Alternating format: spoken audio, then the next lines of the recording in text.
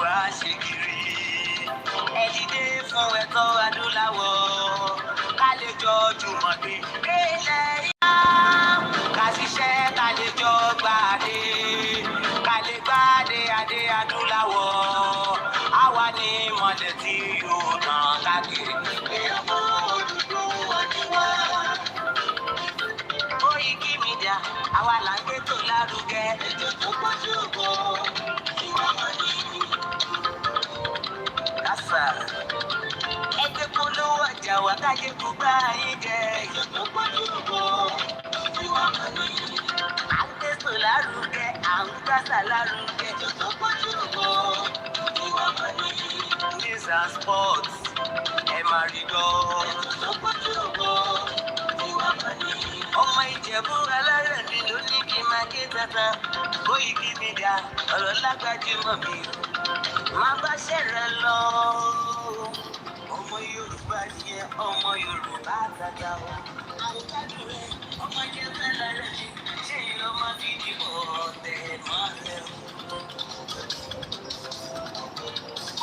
Ẹ̀yin lọ́mọ onígbò máa dé. Ẹ̀yin lọ́mọ onígbò máa wọ̀. Ìgbò máa wọ̀ lájòjì ò gbọ́dọ̀ wọ. Àjòjì tó bá wọ bẹ̀ á tẹ̀lé ní ẹbọra. Ẹ̀yin lọ́mọ náwó òyìnbó tó dé. Ìgbà tó yìnbó dé o, owó kan dẹ́kun pọ̀ sí o. Koikimedia sáwà ní bàbá. Koikimedia àwọn ní bàbá. Koikimedia àwọn ní bàbá.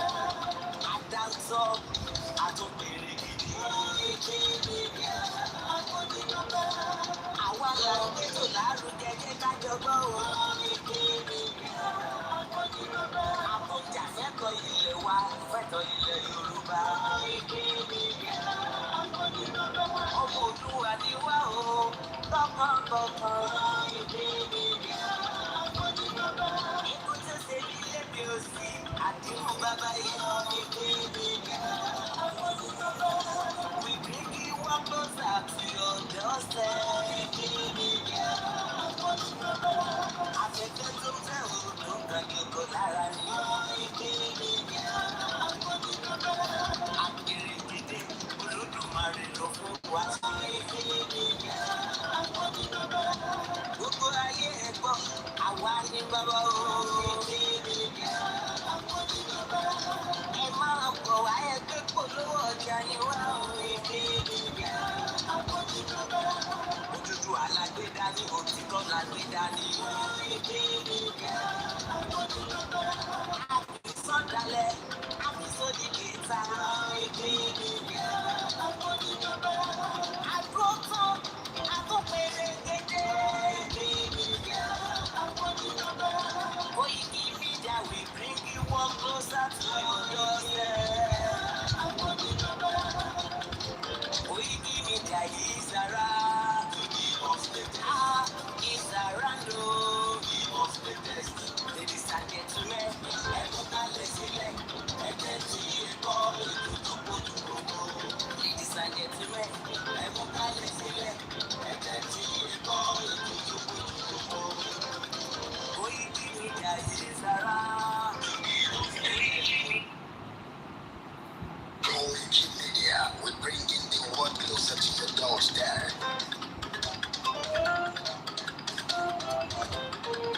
Koikimedia. Koikimedia. Koikimedia. We bringing the world closer to your doorstep. Koikimedia. Koikimedia. Koikimedia. We bringing the world closer to your doorstep. Àwọn sọ́lára àgbáyé náà, àwa ló láṣà àti èdè. Ìgbéde lárugẹ nílẹ̀ Oòduà o, àwa gangan ni bàbá. Koikimedia. Koikimedia. Koikimedia. We bring the world closer to your doorstep. Dem never sabi wetin we carry for her. I said they never know wetin we carry for body. Ọ̀gbìn lọ lọ́jà ẹyẹ ni wọ́n ronú lájú. Ká ṣiṣẹ́ fún ilẹ̀ bàbá wa. Ká ṣiṣẹ́ fún ìlú bàbá wa. Ká jùmọ̀ sowọ́pọ̀ ká lè tó dúdú àga. Ọmọ Odùduwà ṣe kiri. Ẹ dìde fún ẹ̀tọ́ adúláwọ̀. Ká lè jọ jùmọ̀ gbé. Ilẹ̀ ilé rí. Àwa lè gba ògo ilẹ̀ wa. Ká ṣiṣẹ́ ká lè jọ gbàdé. Ká lè gbàdé adé adúláwọ̀. Àwa ni ìmọ̀lẹ̀ tí ó tàn káàkiri. Ọmọ Odùduwà ni wá. Koikimedia, àwa là ń gbé tó lárugẹ. Ètò tó gbájú ògbó, ìwà màdì. Lásà, ẹgbẹ́ polówó ọjà wa káyé kú bá ìjẹ. Ètò tó gbájú ògbó, ìwà màdì. À ń gbé tó lárugẹ, à ń kásà lárugẹ. Ètò tó gbájú ògbó, ìwà màdì. News and sports, ẹ máa rí gbọ́. Ètò tó gbájú ògbó, ìwà màdì. Ọmọ Ìjẹ̀bú alárẹ̀ mi ló ní kí n máa ké dandan. Koikimedia ọ̀rọ̀ lágbájú mọ̀ mi. Má bá ṣẹ̀rẹ̀ lọ. Ọmọ Yorùbá nìyẹn, ọmọ Yorùbá tata o. Àwùjádùn rẹ̀, ọmọ Ìjẹ̀bú alárẹ̀ mi. Ṣé ìlú máa fi dìbò ọ̀tẹ̀ máa ń lẹ̀? Ẹ̀yin lọ́mọ onígbò máa ń dé máa dé máa dé. Ẹ̀yin lọ́mọ onígbò máa wọ̀ máa wọ̀ máa wọ̀ o. Igbó máa wọ̀ sájòjì ò gbọ́dọ̀ wọ. Àjòjì tó bá wọ bẹ̀ á bẹ̀rẹ̀ ní ẹ̀bọ̀ra. Ẹ̀yin lọ máa náwó òyìnbó tó dé. Ìgbà tó yìnbó dé o, owó náà dẹ́ tún pọ̀ sí o. Koikimedia sáwa ní bàbá. Koikimedia àwọn ní bàbá. Koikimedia àwọn ní bàbá. Àdáńtọ́ àtòpèrè gidi. Koikimedia àwọn ní bàbá. Àwa là ń gbé tó lárugẹ jẹ́ ká jọgbọ́ o. Koikimedia àwọn ní bàbá. Àtúnjà fẹ́tọ̀ ilẹ̀ wa fẹ́tọ̀ ilẹ̀ Yorùbá. Koikimedia àwọn ní bàbá. Ọmọ Oòduà ni wá o. Tọkàntọkàn. Koikimedia àwọn ní bàbá. Ikú tó ṣe ní lébi òsì, àdéhùn bàbá iyọ̀. Koikimedia àwọn ní bàbá. We bring you one closer to your doorstep. The box of flavor.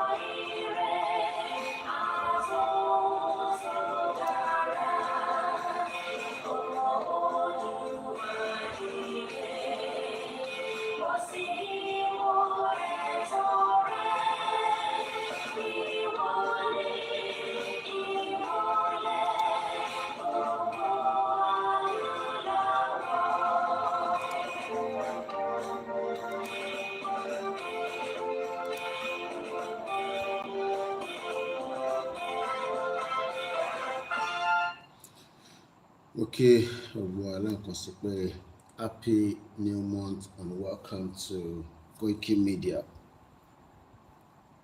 In the 2nd of March 2025 is another new month. Lákọ̀ọ́kọ́ mo kí bàbá wa Alàmì Professor Adébánjí Akíntóyè.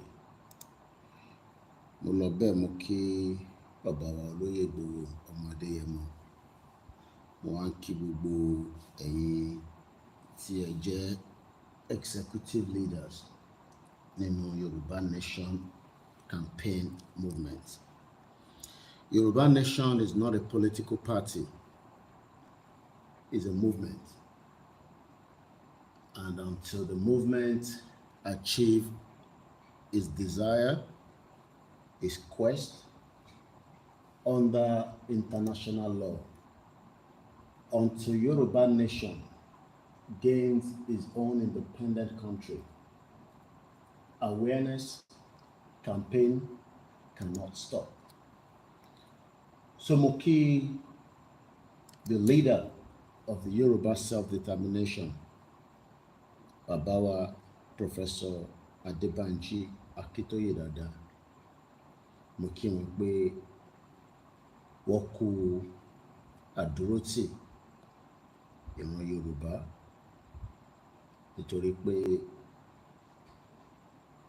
junction tí ilẹ̀ Yorùbá wà lénìí, a nídi ká exit. But kò ṣeé ṣe tí àbára wọn tí wọ́n dúró bí bàbá wa Professor Akintoye. He was 90 last month, and I pray pé kí Ọlọ́run túbọ̀ lọ́rẹ̀ ní bàbá. At least lára àwọn bàbá tí ó jẹ́ leaders nílẹ̀ Yorùbá tí wọ́n ti lọ láìpẹ́ yìí, wọ́n lò tó 90 something. Tí bàbá Akintoye bá ṣe ń lò tó 150 years láyé, ó tó bẹ́ẹ̀, ó jù bẹ́ẹ̀ lọ. Mo wá ń bẹ Ọlọ́run pé kí Ọlọ́run kó lọ́rọ̀ ẹ̀mí bàbá wa Professor Akintoye fún wa, kí bàbá náà pẹ́, kí wọ́n dàgbà sí wa lọ́wọ́ ju bí wọ́n ṣe wà lọ nísìn. Mo kí bàbá dáadáa lẹ́ẹ̀kan sí látara ìgbìyànjú tí èèyàn bá ń gbọ́ ọ̀rọ̀ tí bàbá Akintoye bá ń sọ ní gbogbo ìgbà, orí èèyàn máa wú, torí pé ọ̀rọ̀ ń bẹ nínú ọ̀pọ̀lọpọ̀ tí bàbá yẹn máa ń sọ. So mo kí Professor Akintoye lẹ́ẹ̀kan sí. Látara ká kí bàbá Akintoye, a kí gbogbo ìlànà tó represent home and in the diaspora fún iṣẹ́ takuntakun tí olúkálùkù gbé dání. Bàbá Akintoye bá dá dúró, wọ́n nídìí ọ̀pọ̀lọpọ̀ àwọn ọmọ Yorùbá tí wọ́n lè ràn wọ́n lọ́wọ́ kí iṣẹ́ náà kó lè ṣeé ṣe, torí pé bàbá Akintoye ò lè dá ṣe. Ìdí tí bàbá Akintoye ṣe máa nídìí ọ̀pọ̀lọpọ̀ ọmọ Yorùbá. Mo wá kí ìlànà ọmọ Oòduà. Látara bẹ́ẹ̀, mo kí bàbá wa tí ọ̀pọ̀lọpọ̀ wa tí à ń jàǹfààní ẹ̀ lénìí. Ọ̀pọ̀lọpọ̀ ọmọ Yorùbá tí wọ́n ń fi ẹnu àbùkù kàn látara pé wọ́n ò mọ irú èèyàn tó jẹ́. Àmọ́ àwọn tó mọ irú èèyàn tó jẹ́, à ń dúpẹ́ fún, nítorí pé situation tí ilẹ̀ Yorùbá wà lénìí, ó wà in a very critical situation.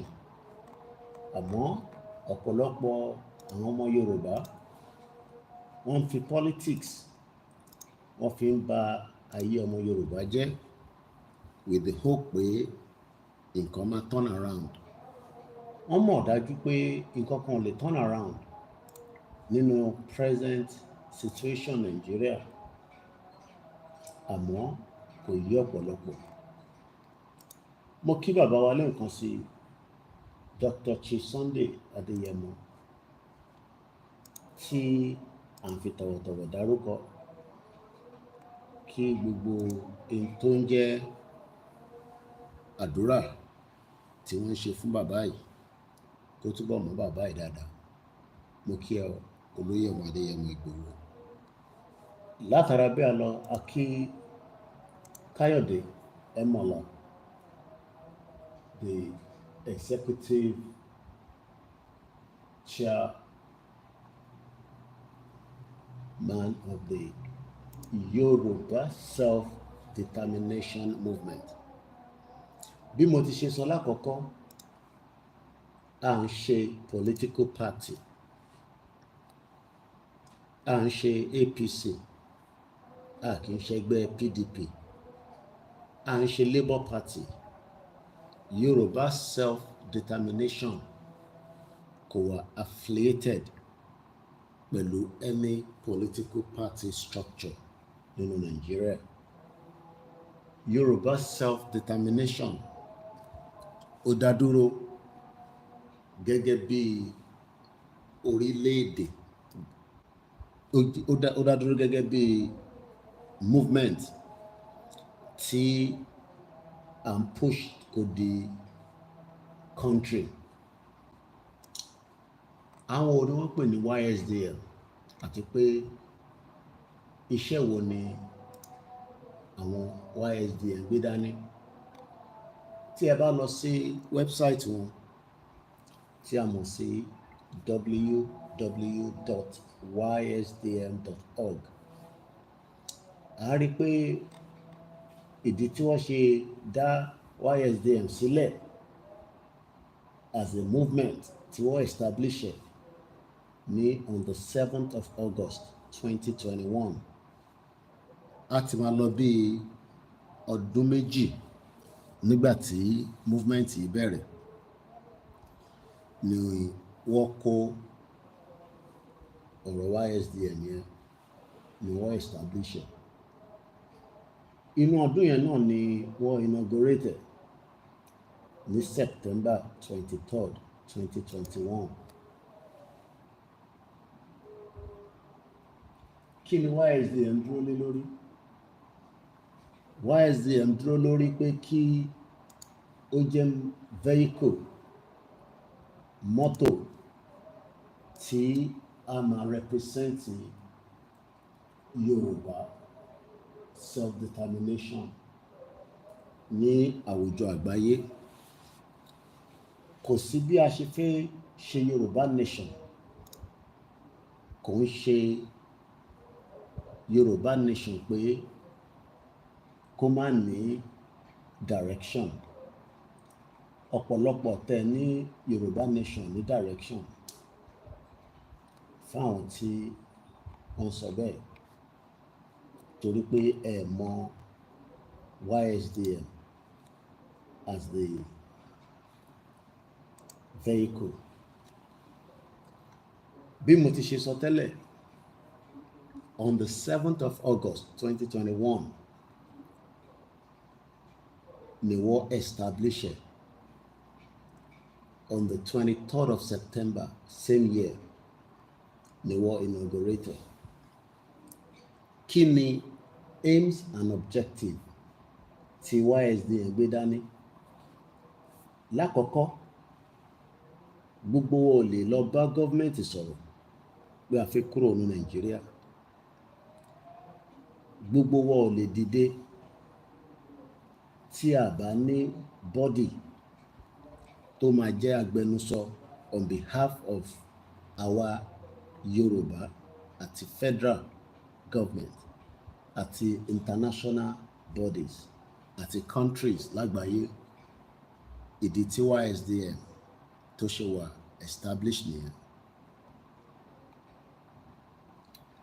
Iṣẹ́ wo gangan ni YSDM wá gbé dání? Àwọn ni à ń pè ní Yoruba Self-Determination Movement.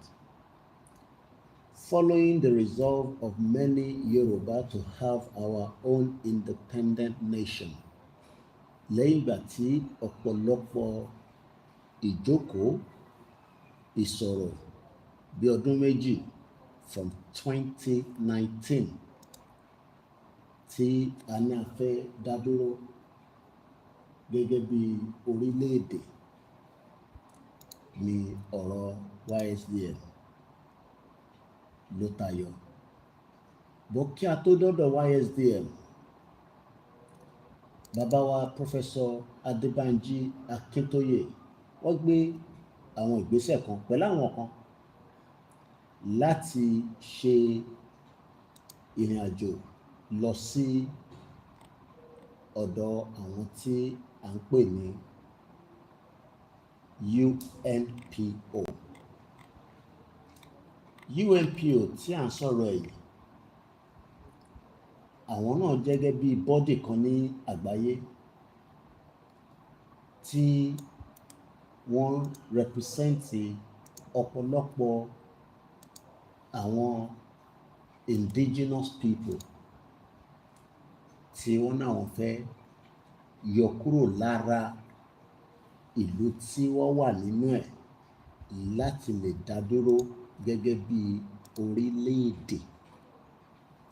Ní ibẹ̀ ni a máa ti kọ́kọ́ lè mọ ibi tí iṣẹ́ ti ń bọ̀ àti ibi tí iṣẹ́ ń lọ. Torí ọ̀pọ̀lọpọ̀ àwọn èèyàn tí wọ́n kọ̀ gbọ́ pé Yorùbá Nation dé, wọ́n gbọ́ àgbọ́yé ibi tí movement ẹ̀ ti bẹ̀rẹ̀. Ìdí tí a ṣe ń padà sí a bit of classroom again. Gẹ́gẹ́ bí ẹ ti ṣe mọ̀ pé lórí ìkànnì tiwa ní bíbá, a mọ̀ sí lecture room. In tó bá dẹ̀ yé èèyàn máa ń béèrè ni kí èèyàn má bàa ṣìnà. Nígbà tí movement bẹ̀rẹ̀ ní around 2019, bàbá Akíntóyè pẹ̀lú àwọn kan tí wọ́n jọ jókòó, àwọn míì ti yapa kúrò nínú ẹ̀. A sọ nípa àwọn tí wọ́n náà wọ́n ti gbé ìrìn àjò yẹn ní èyí ọdún kan sẹ́yìn. Reflection ẹ̀ ò jáde ságbáyé, kò sẹ́ni kankan tó gbọ́. Àmọ́ lẹ́yìn ìgbà tí Professor Akíntóyè tí wọ́n jẹ́ leader of the Yoruba self-determination, lẹ́yìn ìgbà tí bàbá dìde tí wọ́n gbé Yoruba self-determination jáde, a rí pé ọ̀pọ̀lọpọ̀ èèyàn ni wọ́n bẹ̀rẹ̀ sí gbọ́ nípa Yoruba Nation. Látara bẹ́ẹ̀ ni ọ̀rọ̀ UNPO ló jáde síta. Ẹ jẹ́ ká gbọ́ ohun tí wọ́n sọ nípa Yoruba Nation tó jẹ́ number 45. Àwa nìkan kọ́ là ń wá ìlú, ó dẹ̀ ní different process. Kò ń ṣe tí wọ́n ń tà lójú ẹlẹ́gba, ó dẹ̀ lè ríra nínú supermarket. Àwọn ìgbésẹ̀ kan wà tí wọ́n máa ń gbé nígbà tí èèyàn bá ń béèrè pé ó fẹ́ gba ìlú. Àwọn ìgbésẹ̀ yẹn wọ́n bẹ̀rẹ̀ láti ìgbà tí wọ́n ti kọ ẹnu pọ̀ pé kí Yorùbá yọ kúrò lára Nàìjíríà kó dá dúró, kí Yorùbá náà gba independent country tiẹ̀. Ṣé a ní ẹ̀tọ́? À sọ̀rọ̀ débẹ̀ torí alẹ́tọ̀. Ṣé n tó máa ń fúnyàn lọ́fẹ̀ẹ́ ni bí Christmas gift? Mo doubt it. Ẹ jẹ́ bàbá Akíntóyè sọ níbí. The Yoruba-speaking tribe of Nigeria has been accepted as the 45th member of the Unrepresented Nations and Peoples Organization. Leader of the Yoruba World Congress, Professor Banji Akintoye, says the membership represents a very important step in the collective quest of well-meaning Yoruba people to achieve the goal of dignity and self-determination. It is my great pleasure and pride to inform you that the Yoruba Nation has been admitted to the membership of UNPO. UNPO means Unrepresented Nations and Peoples Organization, with its headquarters in The Hague. The UNPO has expressed their gladness to welcome the Yoruba Nation as a new member of UNPO, and they're looking forward to working with us. It is important because it is a great stride, and it represents a very important step in our collective quest to achieve the goal of dignity in the country in which we live, and also to achieve the goal of self-determination for our nation. Our Yoruba nation now has a voice on the international stage via the machinery of the UNPO, which maintains a permanent presence before the United Nations and before other international agencies like the European Union, the African Union, the United States government, and the governments of various other countries across the world. Now, òun ni àjọgbọ́ bí alànà nígbà yẹn Yorùbá World Congress ni ẹgbẹ́ tí wọ́n fi gbé Yorùbá Nation lọ sínú UNPO. Àmọ́ látara àwọn tí wọ́n fẹ́ da ìrìnàjò yẹn rú, wọ́n switch sí ẹgbẹ́ ìlànà ọmọ Oòduà. Látara ìlànà ọmọ Oòduà tí ó ṣì ń exist títí di wákàtí, torí ọ̀pọ̀lọpọ̀ ọmọ Yorùbá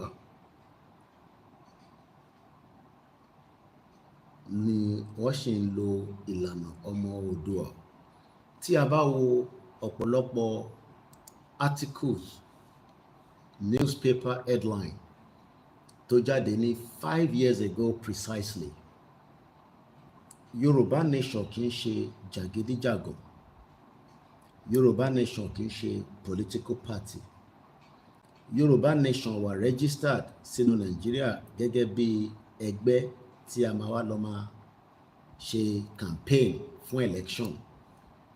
But Yorùbá Nation tó wà registered tí ó dẹ̀ ní organ of bodies, ó ní right láti engage both ìlú tí a ti fi exit àti international community. According to this day, 5 years ago, 2025 lawa, just around 2019 ni ọ̀rọ̀ Yorùbá Nation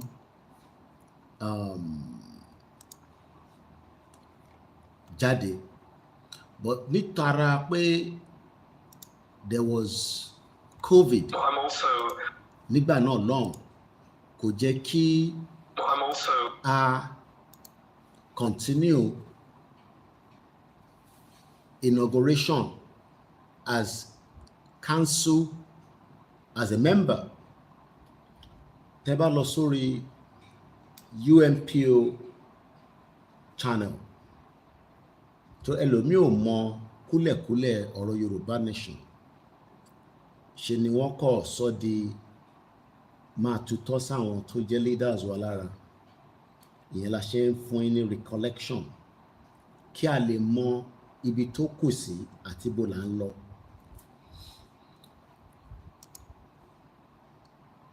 Kó tó di pé paper lè gbé jáde pé àti lọ register,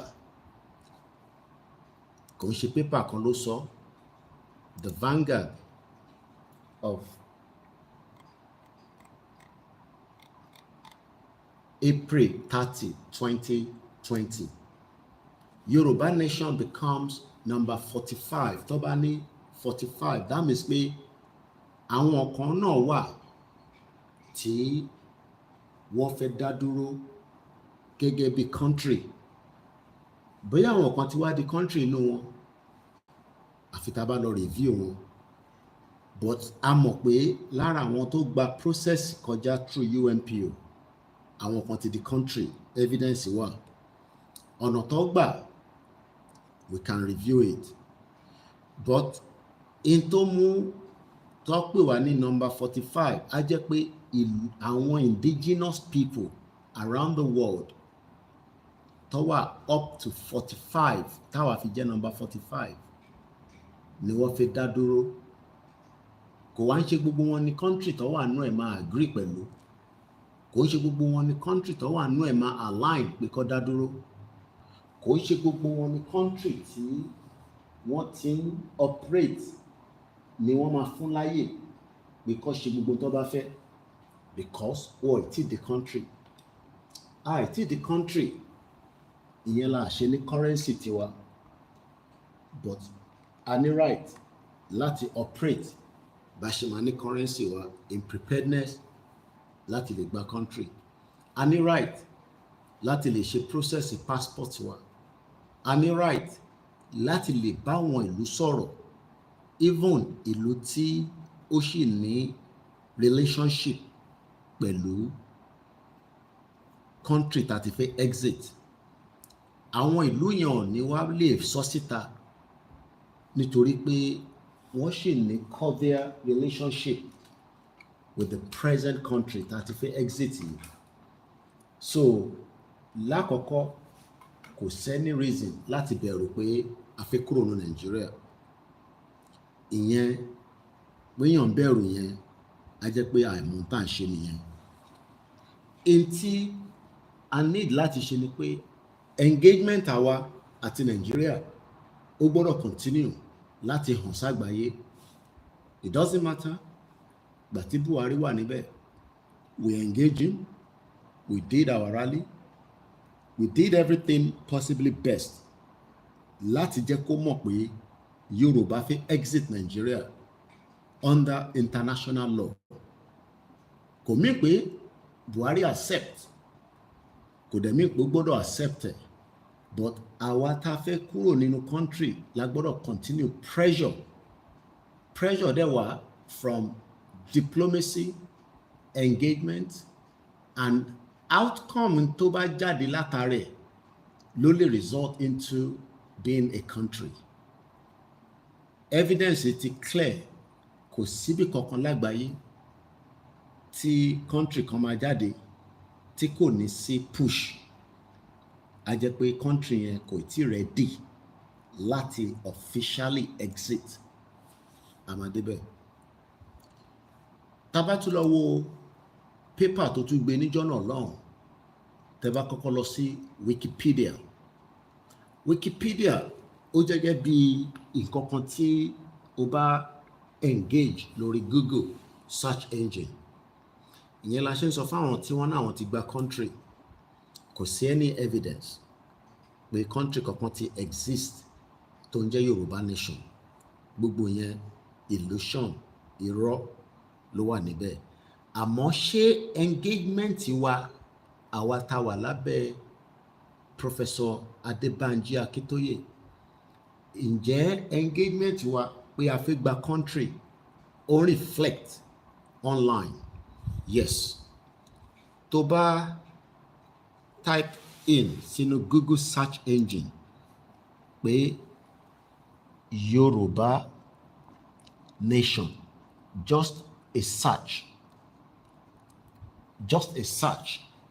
you can do it. Wọn ò need láti ṣe lọ sí university or secondary school or pé o mọ̀wé. Gbogbo wa la ní Android phone lọ́wọ́. Ẹ̀yẹn search pé Yorùbá nation. Now, the search result will come back with different activities, different engagement, different things that can tell you that there is an engagement online lórí Yorùbá nation. Kò wá síbi kankan tó bá type in Yorùbá nation, tó bá gbé lọ sí news, á fún ẹ ní result. Panic as separatist group visit number 10 Downing Street. That was last year. Nígbà tá gbé lẹ́tà lọ sọ́dọ̀ Downing Street.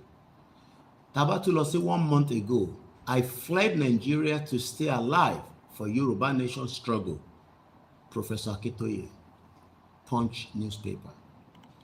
Tribune online, Yoruba Nation, Sunday Igboho cautioned federal government against intimidating British over petition tí ó gbé lọ on behalf of Baba Akintoye. April 2022, Yoruba Nation, Akintoye, Igboho write TINUBU to seek exit from Nigeria. Yoruba Nation agitator Muslim disagree as Sharia panel spread in the southwest. Oduduwa Nation movement to Sultan of Sokoto, Islam doesn't mandate Yoruba Muslim to record. So, Eric, all these are engagements and it goes on and on. Intí mo fẹ́ mú jáde ńbẹ̀ ni pé kò sí ibi kankan tó first indicate pé àtìgbà country in this search. Màá padà sórí lẹ́tà sí Tinubu. It is part of the engagement.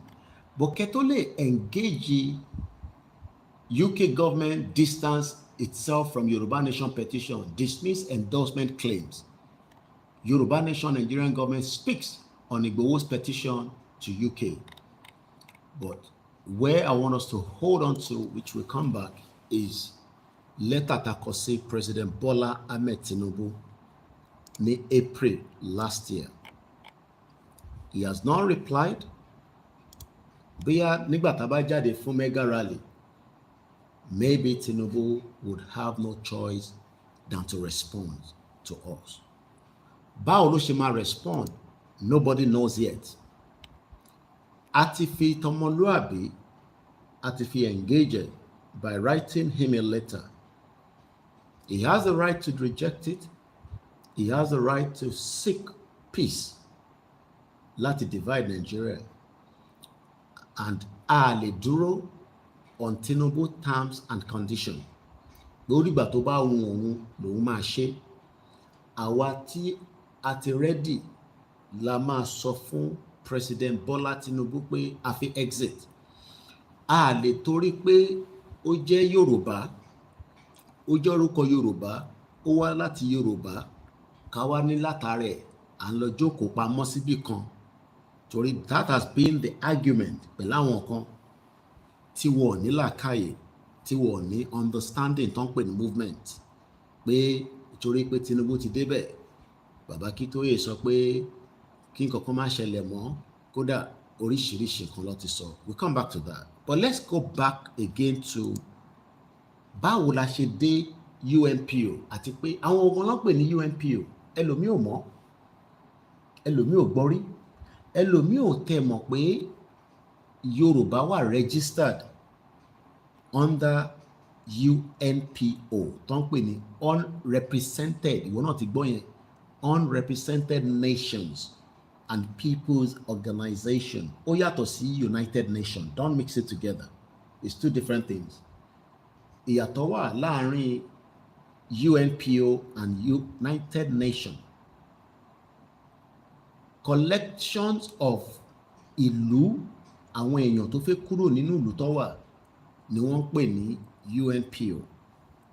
Now, the Unrepresented Nations and People's Organization is an international organization established to facilitate the voices of unrepresented and marginalized nations and peoples worldwide. In tó ń ṣàlàyé níbẹ̀ ni pé UNPO ó jẹ́ gẹ́gẹ́ bí organization, gbogbo alamọ̀ tó ń pè ní organization. Koikimedia is an organization. Shell is an organization. Dangote organization. Iṣẹ́ tí organization wa ń ṣe ló yàtọ̀. Iṣẹ́ táwọn eléyìí ṣe ni pé gbogbo ìlú lágbàáyé around the world kò ń ṣe Yorùbá nìkan ló ń jà fún.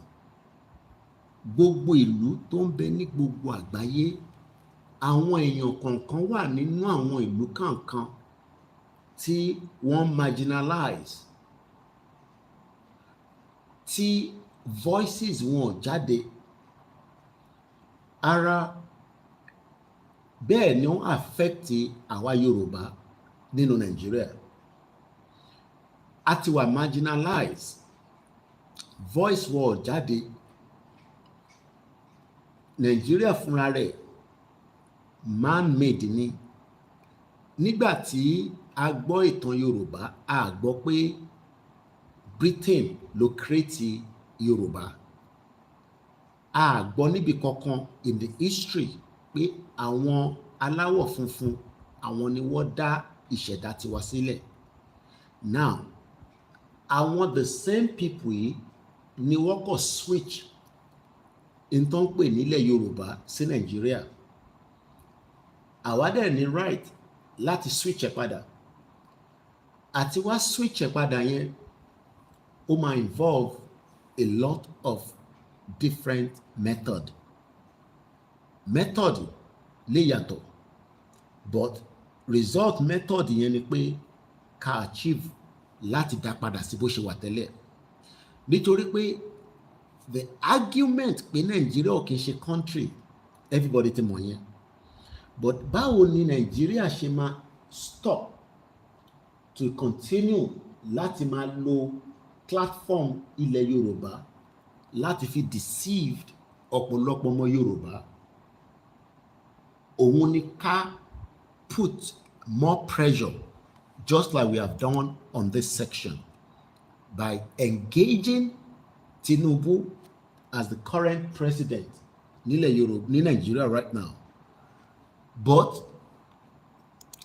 to do that, ìyẹn ni Bàbá Akíntóyè ṣe jẹ́ kó yé wa pé platform tí a lò tí a fi jáde. The Yoruba-speaking tribe of Nigeria has been accepted as the 45th member of the Unrepresented Nations and Peoples Organization. Number 45, Unrepresented People and Organization. But it become àti bàbá sọ purpose and the reason, because kò lè jáde tẹ́lẹ̀ fi gba country tí ní kọ́kọ́ lọ establish sí irú organization báyìí, because by registering under the UNPO ó fún wa láwọn kankan tí Bàbá Akíntóyè ṣàlàyé ní I believe somewhere around there. Collective quest to achieve the goal of dignity in the country in which we live. Now, kò sí dignity, kò sí dignity ní present day Nigeria fọmọ Yorùbá. Àmọ́ in tó lè fún wa ní dignity, in tó lè jẹ́ kí a wà represented, in tó lè jẹ́ kí a ní àṣeyọrí, in tí ó lè jẹ́ kí a wà progressive, kódà tó bá sì fi gbé labroad, a fẹ́ ní dignity wa. Nàìjíríà ò jẹ́ ká rí dignity lò, kò dẹ̀ support in tó lè fún wa ní dignity yẹn. So purpose tí a ṣe kọ́kọ́ láti lọ fẹjọ́ Nàìjíríà sùn síta ní organization tí ó ti wà register, kò ń ṣe lénìí. UNPO ti wà tipẹ́, kò ń ṣe pé nígbà tá a fẹ́ gba Yorùbá nation la wá lọ ṣe bí corruption Nàìjíríà, torí Nàìjíríà corrupt country ni. Ẹgbọ́n kan tí bàbá yìí sọ níbi, because bàbá yìí tí à ń rí ó fi ọgbọ́n àti làákàyè ó fi ń tò, kò dẹ̀ fẹ́ jẹ́ kó di wàhálà, kò fẹ́ kó dìjà, kò fẹ́ jẹ́ kí ẹ̀jẹ̀ ṣàn sílẹ̀, la ṣe ń ṣe ètò tá à ń ṣe. Now, látara bẹ́ẹ̀, àwọn kan dẹ̀ ṣì ń gbéra pé àwọn máa gba ìlú mọ́ wa lọ́wọ́. Evidence then pointed, àìdẹ̀ tí rí nǹkan kan ṣe sí, but láti lè avoid the bloodshed, Bàbá Akíntóyè gbé Yorùbá nation lọ sí UNPO with some other groups of people that we have to appreciate. Àwọn kan ṣì wà pẹ̀lú wa, àwọn kan ti move on, kódà àwọn kan ní Bàbá Akíntóyè ti compromise, ó ti gba owó, ó ti ṣe this, ìyẹn gbogbo yẹn side talk ni, because normally ẹni tó bá gbérù kan báyìí dání wọ́n máa make sure pé wọ́n fẹ́ demoralize ẹ̀, wọ́n fẹ́ ṣe débi pé kódà kò sunkún náà ò ṣe mọ́. Bàbá dẹ̀ jẹ́ kó yé wa pé kò sí nǹkan tẹ́ lè sọ fóun, òun ti dá májẹ̀mú pé Yorùbá máa kúrò ní Nàìjíríà. Iṣẹ́ ògbé dání nìyẹn. Ẹ jẹ́ ká gbọ́n tó sọ mí báyìí. Also to achieve the goal of self-determination for our nation. Our Yoruba nation now has a voice on the... Ẹ gbọ́ bíbẹ̀ dáadáa o. Ṣé rí ibi tí a fẹ́ mú jáde ní bíbáyìí ó wà very very unique. Voice tí bàbá Akíntóyè sọ yẹn àwa ló kù sí lọ́wọ́ nísìn bá ṣe fẹ́ jẹ́ kí voice yẹn kó jáde ságbáyé. Ọ̀nà tó dẹ̀ lè gbà jáde ságbáyé òun ni kí gbogbo wa push out in our millions láti jẹ́ kí voice yẹn kó tún wá wà represented láti lè achieve our quest, our dignity and our rights. Kò sẹ́ni kankan tó ń dispute pé a ní right, but wọ́n ní wọ́n gbọ́ voice wa. Voice wa ò tíì tó débi tí a lè sọ pé a fẹ́ declare Yorùbá nation. Tí 15 million people bá wà níta, Bàbá Akíntóyè ní right láti declare Yorùbá nation. That means pé a ti ní voice to represent the reason tí wọ́n ṣe lè make a declaration yẹn. But tá a bá fún bàbá yìí ní the last lap, ṣe mọ̀ pé tó bá ń sáré, ẹni tó bá gba button tó ò bá sá eré yẹn dáadáa, á jẹ́ pé àwọn tó ń gbé button yẹn bọ̀ látẹ̀yìn wọ́n ti ní issue, especially 400 by kìíní kan mítà tó bá ń sá. The first leg ẹni tó bá gbé button yẹn àti the last leg ó wà very important. Bàbá ti gbé the first leg of Yorùbá nation. Ó ti lọ fẹjọ́ Nàìjíríà sùn síta. Ó ti lọ sọ fún UNPO, United Nations, African Union, ECOWAS, European Union pé àwọn ẹ̀yà kan wà tí wọ́n ń pè ní Yorùbá, wọ́n wà distinctive, wọ́n wà intelligent, but wọ́n ti wà marginalized because that is the purpose of the UNPO. O kò lè lọ sí UNPO tó o bá ní argument. O gbọ́dọ̀ ní argument pé àwọn èèyàn ẹ̀ wọ́n wà marginalized, àwọn èèyàn ẹ̀ wọ́n ní space tiwọn. Now, geographical part of intern béèrè fún pàfẹ́ gbà tàfẹ́ fi dá dúró kò ń ṣe pàṣẹ fẹ́ gbà. Ilẹ̀ Yorùbá ò kì í ṣe ilẹ̀ Anambra, kò ń ṣe ilẹ̀ Igbo, kò ń ṣe Middle Belt, kò ń ṣe ilẹ̀ Hausa. So a ní gbogbo right láti push out láti ibi tó ń pè nílẹ̀ Yorùbá ní Kwara, ní Kogi, Ondo, Èkìtì, Ọ̀yọ́, Ògùn, Lagos. Gbogbo ẹ̀ka ibi tó ń pè nílẹ̀ Yorùbá tó bá ti ní ká jáde, ẹ̀tọ́ wa ni pé a lè jáde. Kò ń ṣe Nàìjíríà ló ní ilẹ̀ yẹn, torí Ọlọ́run ò dá Nàìjíríà. Kò dẹ̀ sí any evidence kankan nínú ìwé ìtàn, nínú Bible ni, nínú Quran ni. A rí any evidence pé Ọlọ́run dá Nàìjíríà, but evidence wà pé arákùnrin kan tó ń ṣiṣẹ́ on behalf of Britain ló create Nigeria tó ń pè ní Lugard àti girlfriend ẹ̀ Flora Shaw. But in táwa lè fi stop ẹ̀ ni pé ká gbé the last lap kí a lè fi achieve it on behalf of ara wa.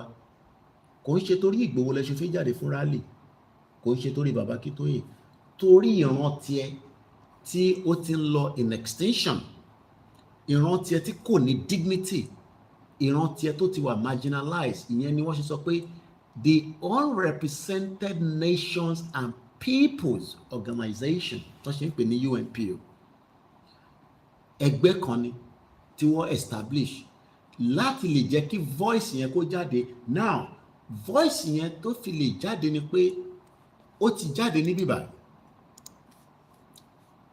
Expectation tó kù ní sí ni pé ó gbọ́dọ̀ jáde ní ilẹ̀ Yorùbá fúnra rẹ̀. Tí a bá jáde finally, tá a bá push out, nígbà Yorùbá nation rẹ̀ ni wá sáyé. A jẹ́ pé we have lost everything that we have achieved in the last 4.5 years, because 5th year of the movement la wà nú ẹ̀. Àwọn kan ló ti pẹ́, ó yẹ kó ti wá sáyé, nítorí pé kò dógun ni, tó wáyé kó ti dógun ni, ó ṣeéṣe pé kó ti wá sáyé. Àwọn ibi tó ti dógun gan, gẹ́gẹ́ bí bá ṣe gbọ́, and I'll give one good one is East Timor. 32 years ni wọ́n fi jà ogun kó tó gba country wọn ní 2002. East Timor was also a member of the UNPO, but what finally achieved aims and objectives wọn. Àwa náà ti wà nínú ogun Nàìjíríà láti 1960, so kò ń ṣe 5 years táwa ní movement ni a máa kà nìkan. A gbọ́dọ̀ ka 64 years tá fi wà ní Nàìjíríà, torí pé in that 64 years, 32 years after 32 years after tá a bá tẹ̀ sọ pé a ní voice ni a ṣe ń gbọ́ pé ká má bínú pé wọ́n pa Abíọ́lá. That means pé tá bá calculate, a ti wà already in that same bracket pẹ̀lú àwọn ìlú tí mo dárúkọ lẹ́ẹ̀kan yìí. So but kò ń ṣe pé a kàn máa wá jókòó tátáratá àwa ní country yẹn máa wá bá wa. No, ẹ gbọ́ im tí a fi ní voice ní international flora, but voice tó kù ni pé on the soil tí kò ń ṣe ilẹ̀ Ìgbò, a lọ protest ní Kano, a ní business ní Sokoto, a ní right láti block anywhere nílẹ̀ Yorùbá tí rally bá ti bẹ̀rẹ̀. A ní right láti sọ fún gbogbo ẹni tó ń bọ̀ lókè ọ̀yà pé kó sì dúró ná, àwa ọmọ Yorùbá ń béèrè fún kankan on our territory. A ní right láti stop anything tó lè affect wa gẹ́gẹ́ bí a ṣe wà affected nínú Nàìjíríà nísìn. But tí a bá lọ jáde níwọ̀nba tó kù yìí, kò ní sí nǹkan kan pé Yorùbá nation, and we might be more danger because more the next move àwọn Fúlàní lórí ilẹ̀ wa tí wọ́n ti wà lórí ẹ̀, torí pé in tó lè mú wọn stop the voice ní 1993 for 32 years, tá bá lose chances wa tó kù nísìn tí a ní láti bẹ anybody. It's entirely up to everybody to do and prepare. Tá bá ti lose it, àwa kan máa wà okay, ìyà ò lè jẹ wá, but millions of you will die, and you will die like chicken. I'm sorry to use that word. Actually, to be introducing Professor Banji Akintoye, I'm going to unmute him just to make sure. This event took place after the COVID lọ́lẹ̀. These are what they called official inauguration of the Yoruba people into UNPO. What is so special about the Yoruba World Congress that we're welcoming in today is that in many ways it's a new initiative. There's been a movement for the self-determination of the Yoruba people for many, many years. Now, there has been a movement of Yoruba people for many, many years. But what they reach nítorí pé agenda àwọn kan tó gbé dání is not to make it work. It's just a deceit. Bí àwọn olóṣèlú náà ṣe ń deceit nísìn tán sọ fún yín pé nǹkan kan máa ṣiṣẹ́.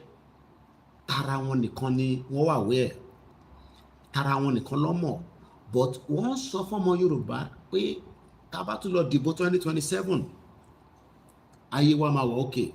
Ǹjẹ́ ayé wa wà okay láti inú Nàìjíríà láti 1960? ǹjẹ́ a rí better life gbé nínú Nàìjíríà láti 1960? Ǹjẹ́ tí ó bá jẹ́ pé ilẹ̀ Yorùbá ló ń control in tó ní àtòwájẹ àtòwámu àrí ayé gbé, tó bá fẹ́ lọ abroad option ló máa jẹ́. But tá bá wo trajectory láti 1960 títí di wákàtí, a rí pé nothing has worked. It has been one failure to the other. 32 years. 32 years láti 1993 tá bá tó ní voice. Lọ́wọ́ ń jókòó pàdé òfò pẹ̀lú àwọn Yorùbá kan ní Abuja. Wọ́n dẹ̀ ní ká má bínú. Now, for the voice to retain back, for the voice and our dignity to come back, we got to leave Nigeria. If we don't leave Nigeria now, òyìnbó kọ̀ọ̀kan ni wá ṣe, Lebanese ò ní ṣe, Asian country kọ̀ọ̀kan ò ní ṣe. Àwa la gbọ́dọ̀ lọ sọ fún àgbáyé pé ilẹ̀ wa ni bíbà, on our terms and our condition lè fi máa engage wa, not anymore pẹ̀lú Nigeria, because Nigeria tẹ́ ń rí is a death trap.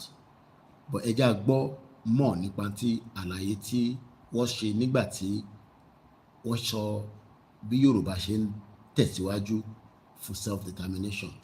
Just recently, this World Congress met and formed around the leadership of Professor AKINTOYE, and it seeks to represent all of the people of Yoruba. Seek to represent. Baba AKINTOYE represent. Ìyẹn ọ̀tọ̀. Ìwọ ò lè mọ̀ nítorí pé ìwọ ti wà in trap. Ìwọ wà in danger. O mọ̀ yàtọ̀, o mọ̀ left and right. Ìwọ tó rò tí yà ń jẹ, báwo ló ṣe fẹ́ mọ̀ pé inú òṣì ló wà? O ò níná, o ò lómi. Àwọn ọmọ lọ sí school. Baba AKINTOYE ti jáde, ó ti rí. Ló ṣe sọ pé ìwọ ò ní láti ṣe máa sọ pé Baba AKINTOYE represent ẹ̀, nítorí pé làákàyè tí ò débẹ̀ mọ́. So àwa kan gbọ́dọ̀ represent ẹ̀yin. Koiki ò represent wa, a gbọ́dọ̀ represent ẹ̀ torí pé làákàyè kò ní faculty of your thinking ó ti wà demoralized. Wọ́n ti báyé yín jẹ́, kò ń ṣe fault ẹ̀. I will give, when I return back fully to my base, because I'm still in traveling. Maso ìtọ́jú mi rí. I was in Nigeria, and I'll tell you, tá a bá parí movement yìí, oh my God. Ṣé rí gbogbo tá à ń rí tán máa ń show yín lórí news? Àwọn tó wà nílé wọ́n rí enough láti show yín.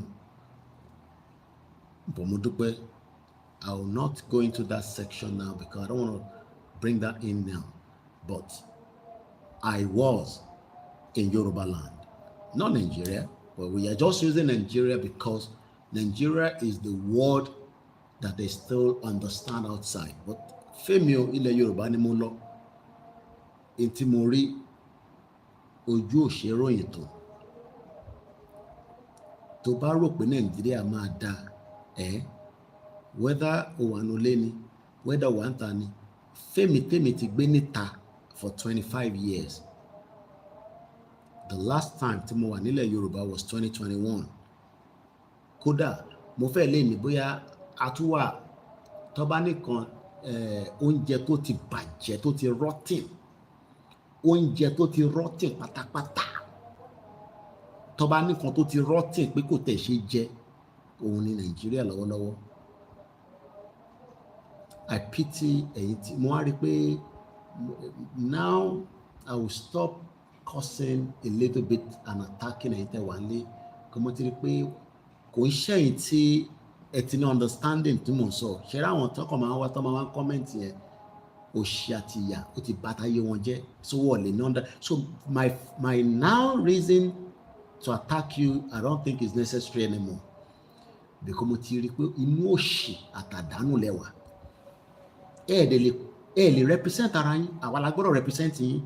So ẹ̀yin tẹ́ jẹ́ mọ́ Yorùbá nation, tẹ́ believe in this movement, ẹ gbọ́dọ̀ support Baba Akintoye àti Igboho ká parí movement yìí.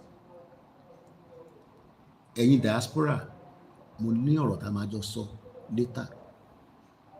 Ẹ̀yin tẹ́ wà ń lé, a ní ọ̀rọ̀ tá a jọ máa sọ. Ṣé rí gbogbo èyí tá à ń bá bọ̀, mo dúpẹ́ lọ́wọ́ àwọn akọni ọmọ Yorùbá tó ń bẹ nílé. Without you, kò sáwa.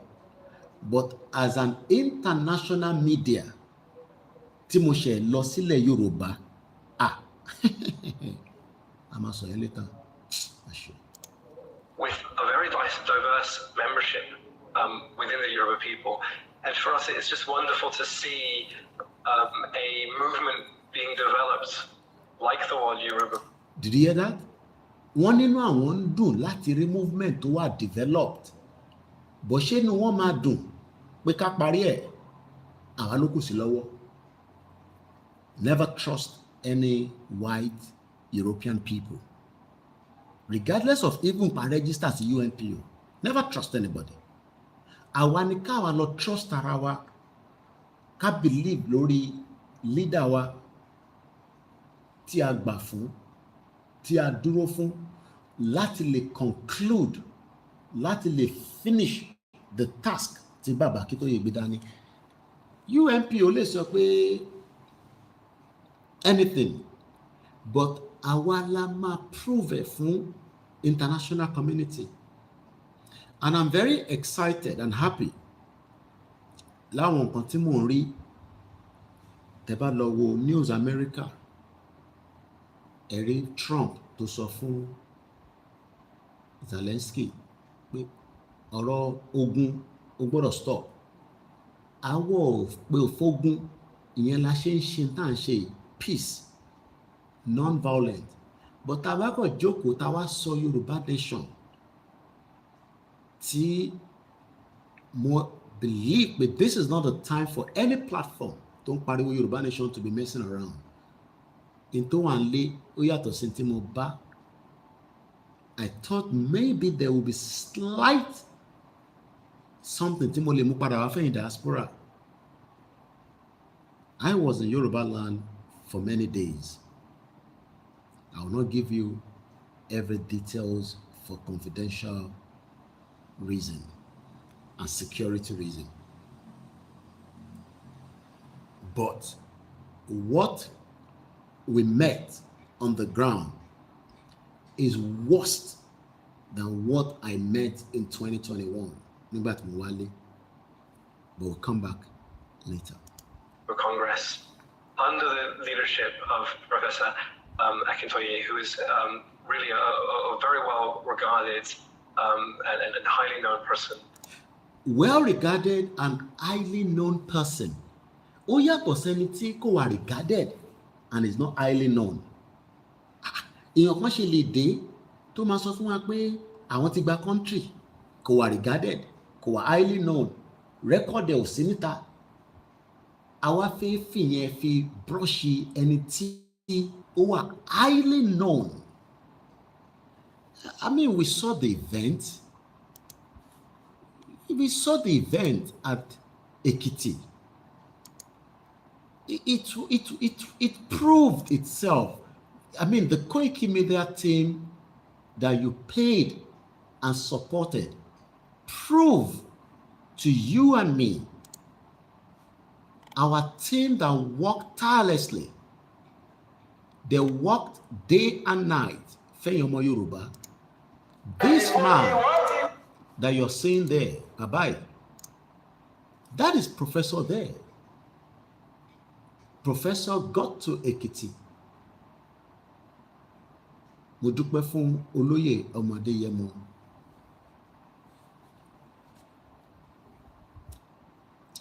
Gbogbo ibikíbi tó bá wà Ìgbòho Òòṣà.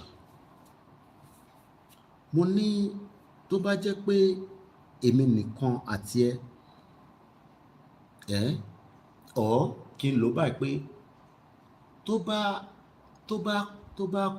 bá jẹ́ pé the last man tó máa dúró tiẹ̀, you always have me on your side, Igboho. Just tell me and let me know. I am going to be there. I will not leave you on your own. You would always have my guarantee, láṣà tó láyé tó lọ́run, without any doubt. O ò ní sọ̀rọ̀ kí n doubt it. O ò ní sọ pé ó ti yá kí n doubt it, because you have proved it. O ti prove it from the past kó tó bẹ̀rẹ̀ Yorùbá nation. O ti prove it nígbà tó bẹ̀rẹ̀ Yorùbá nation. O ti prove it even while you were still within the political tenure of àwọn bàbá wa Ládọjà, pé o ò like ìyànjẹ. We are grateful for the role. I'm not going to give all the nitty-gritty because ìyẹn làwọn èèyàn rẹ̀ pa àwọn máa gbọ́ lẹ́nu mi. You will not hear a lot of the confidentials. But all I can say is that adúpẹ́ lọ́wọ́ ẹ̀, Olóyè Ìgbòho. Àwa ọmọ Yorùbá ń dúpẹ́ lọ́wọ́ ẹ̀ fún àdúrótì, fún alànà Professor Adébánjí Akíntóyè. Ó dúró tì, ó fi gbogbo nǹkan dúró tì. Mo dúpẹ́ fún Olóyè Ìgbòho. So tá bá ń sọ̀rọ̀ tó ní value as this man is explaining here, ẹ jẹ́ ká kọ́ra dá padà sẹ́yìn díẹ̀. Ẹ gbọ́ nǹkan tó sọ níbí báyìí. Under the leadership of Professor Akintoye, who is really a very well regarded and highly known person. Well regarded and highly known. Well regarded and highly known. Tó bá sọ pé kan wà regarded, you saw it in Ekiti. It was a complete shutdown for a man that have left Yoruba land for how many years? Baba Akintoye go on exile. What an irony. It was still regarded. It was still well regarded in Yoruba land. Because àwọn tó mọ làákàyè tí bàbá yìí gbé dání, wọ́n mọ̀ pé nǹkan tó gbé dání, òun nìkan ló lè exit peace, òun ló lè dá dignity wa padà. Yet, àwọn kan lè jókòó síbi kan. How can you sit somewhere, we call it release voice note, and you want us to regard that as our leader? How can you sit somewhere and kówó jẹ nínú Senate, nínú House? Ẹ bẹ̀rù Ọlọ́run. Ẹ bẹ̀rù Ọlọ́run. Ẹ bẹ̀rù Elédùmarè. Look at the regard that this man have. Like I said, mo kí ẹ lẹ́ẹ̀kan sí Olóyè Ìgbòho, and many more people that we cannot give the names.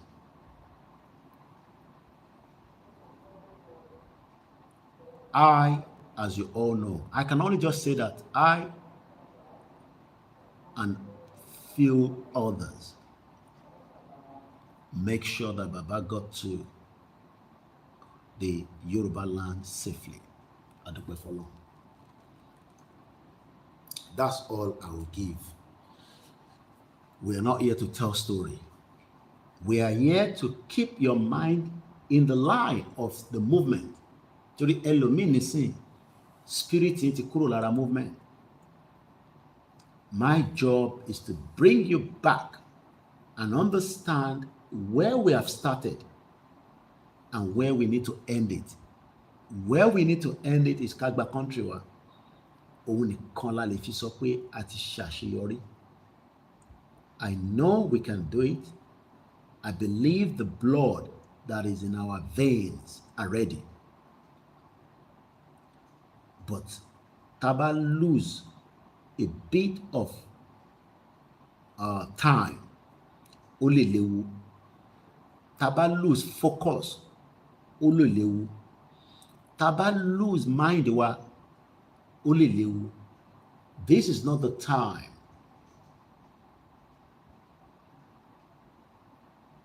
This is not the time to mess around. This is not the time to start, putting blames. This is the time to wake up.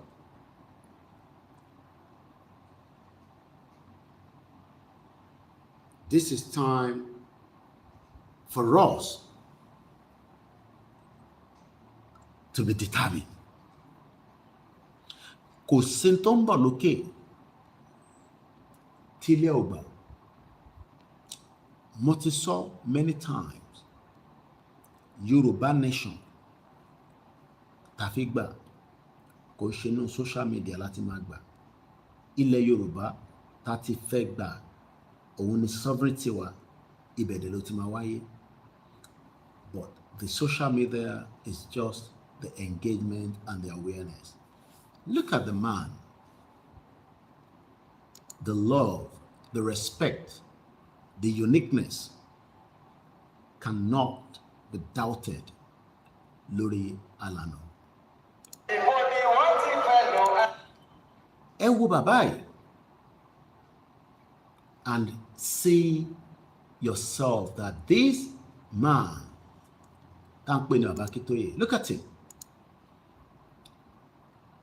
He's ready to take us there, but ǹjẹ́ àwa ready láti fún ní the final support?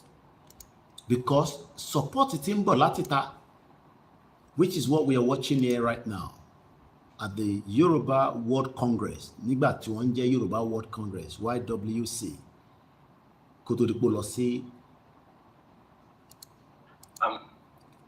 ìlànà ọmọ Oòduà. Ìlànà ọmọ Oòduà ṣì wà established because wọ́n wà ní different part of the world. But the YSDM, like I said, is the body, the organ. Then ní organ méjì tó máa náà fi gbé wa dé country tá ń lọ yìí. It has to be one organ. Nínú organ yẹn, security máa wà ń bẹ̀ fáwọn tó mọ̀ nípa ètò security, àwọn tó mọ̀ nípa welfare. Ìyẹn la ṣe ní our contribution into the YSDM is what every media should be talking about now. Just the way raise owó fún arákùnrin tí gbogbo àti, I don't want to go into that because he has already thanked us. We have played our role and we have moved on. He has appreciated Igboho. I will not give you all the details of what Igboho and the role he played, but be rest assured that ọkùnrin mẹ́ta ni Igboho ṣá. Ọkùnrin mẹ́ta ni. I will leave it like that. Ó dúpẹ́ lórí many other medias, but one thing is, from the little I have gathered, I hope pé ẹ tún máa ní 17 million tẹ́tún fẹ́ san fẹ́ lòmí tó bá ti jí wọn gbé o. If 17 million and all the money tá a bá ń raise tó bá jí àwọn èèyàn gbé is part of the movement. Kódà bó jẹ́ poster nìkan lè bá fi 17 million ṣe pé àti fẹ́ ṣe rally oníbi tó máa dé. What we have been doing now is empower àwọn tí wọ́n endanger life wa. Empower wọn. There's nothing wrong in that. Ẹ jẹ́ ká túbọ̀ máa empower wọn. Because a fẹ́ play role tó kù látara yẹ́sẹ̀, but it is good. Gbogbo media tó bá ń pariwo Yorùbá nation as at now, we need to start telling people to put every penny láti fi support YSDM at this junction to raise many amount. I have seen Seyi Tinubu's poster for 2027. He has not come out officially láti sọ pé òun fẹ́ ṣe bí a governor ló fẹ́ ṣe ni or whatever, but t-shirt Seyi Tinubu, what is send the video to me. I refuse to post it, but I'm just telling you, I've seen it. I'm sure some of you have seen it as well. Damn is pé tẹ́ bá rò pé àwọn pariwo Yorùbá nation. And like I said, the politicians are also preparing for 2027. So 2 years ni gbogbo àjọ ní láti jọ fi proof fúnra wa. Ta ló nílẹ̀, ta ló ní sovereignty, gbogbo alájọ ní. Àwọn tó náà wọ́n fẹ́ wà ní Nigeria. They can decide to be in Nigeria, but wọ́n lè lọ ṣe Nigeria wọ́n ní north.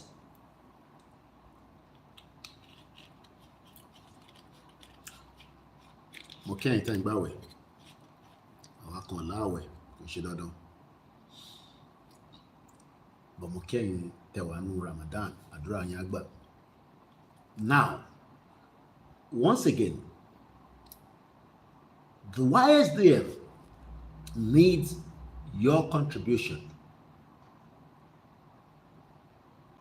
This is not the time tá a máa ṣe ẹlẹ́yàmẹ̀yà. Ẹ jẹ́ ká fi ṣírò pé Fúlàní ti kidnap wa, a fi rescue ara wa bá, and they need fund. Just like bí gbogbo Nàìjíríà ṣe raise fund fún arákùnrin tí wọ́n ti release. Ẹ jẹ́ káwa náà fi ṣírò ara wa pé a ti wà kidnap nínú Nàìjíríà by Fúlàní. Àwa fi raise the fund through the YSDM, the organ, the body tí Baba Akintoye jẹ́ chairman. Kayode Emola traveled from Wales. Àjọpàdé ní Èkìtì. He came all the way down. These are the Yorubas that are saying that they are dedicated and they are ready. All our $5. Taba ti ń dá $10 tẹ́lẹ̀. Tá bá lè increase it, ẹ jẹ́ ká stable lórí $10 yẹn. This is not the time tá máa doubt, because nígbà tá kówó fún Fúlàní nísìn, kò sẹ́ni kankan tó bi Fúlàní pé ṣó máa fi ra bọn, ṣó máa fi ra bullet.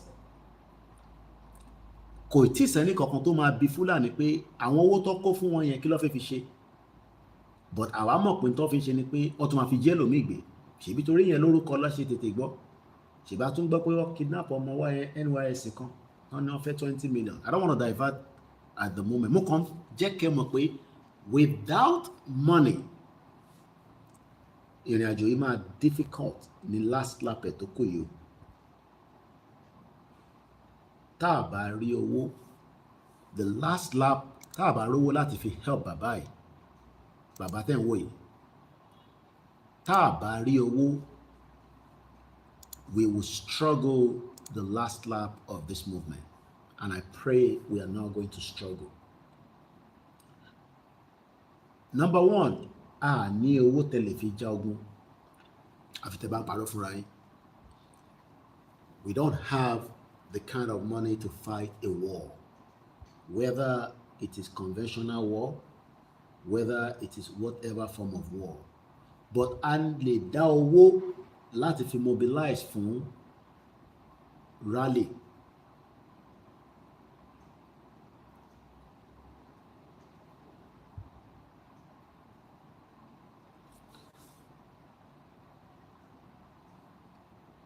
A lè dá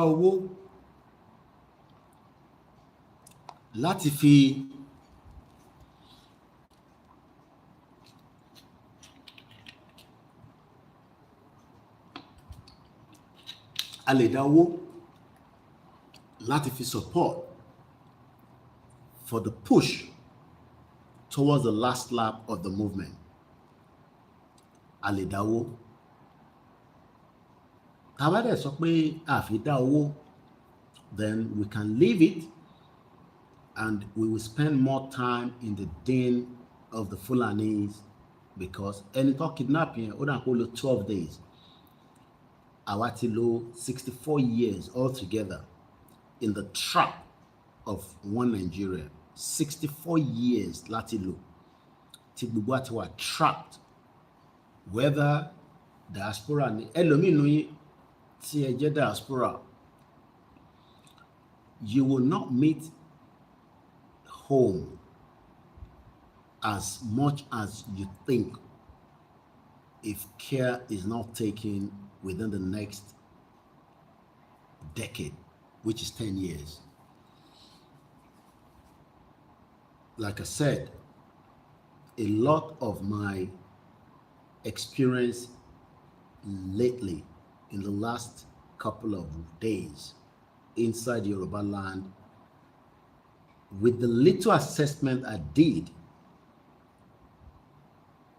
I believe that Taba Kurono Nigeria within the next 10 years,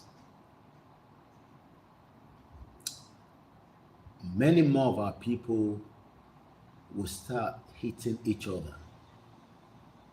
That's what I think might happen. So we got to be very fast, strategic, mobilize, and ready to get out quickly of what is present day Yoruba in Nigeria. Within this community, and so I'm just delighted to have you join us and to join the UNPO. So the floor is over to you, sir.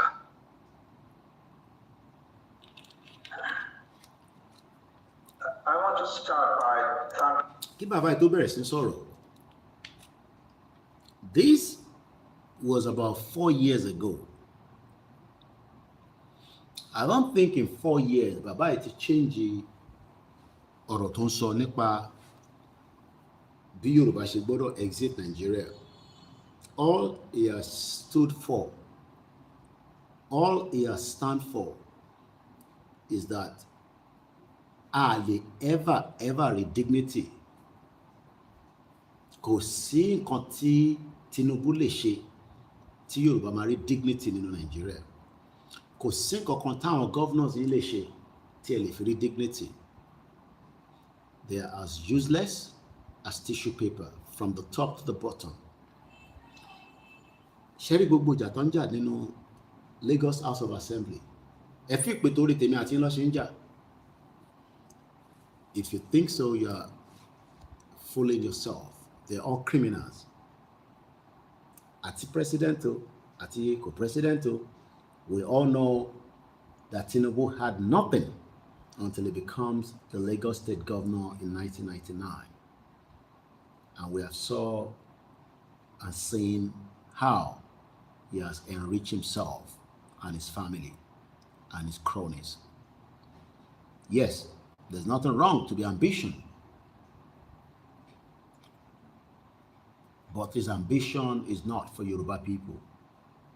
Tẹ́ bá rò pé Ọbaṣá tó ń jà kò jà fẹ́mi àti yín, ara wọn ló ń jà fún. Tẹ́ bá rò pé Dàpọ̀ Abíọ́dún care. All I saw in Ogun State is shit hole. Gbogbo state mo gbà kọjá pátá is completely messed up. I'm not talking about the roads now. I'm talking about places that we visited in the short period that I was in Yoruba land. Is a complete disaster. Even the Lagos State, Tenkmali, is a disaster of its own. So continue to fool yourself and not understand that this man, Professor AKINTOYE, that continue to cry inside, and many of us that have what it takes. À ń sọ òyìnbó lórí social media. À ń sọ Yorùbá lórí social media.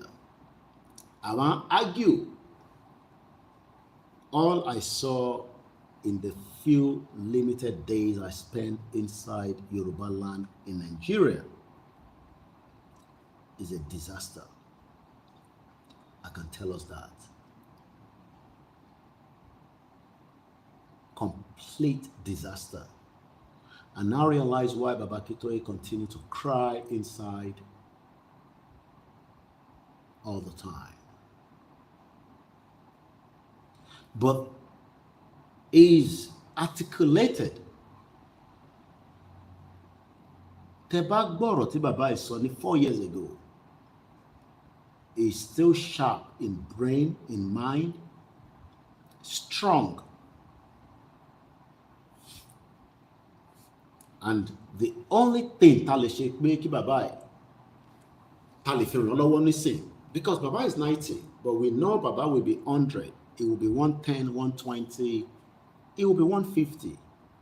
But there is not much time left than to help this man so that not for him, but for us, we can achieve objective one. Tá a bá jà, we can gba ara wa sílẹ̀. We have not just failed ourselves, we have failed this man that stood out of many millions of elders within Yoruba land today. Some of them have died, while some of them have just neglected and left us to struggle inside the den of the kidnappers. The Bible what kidnap.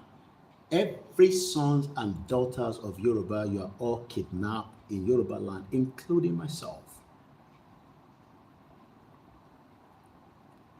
What I witness, and not everything I witness, like I said, you will hear from me.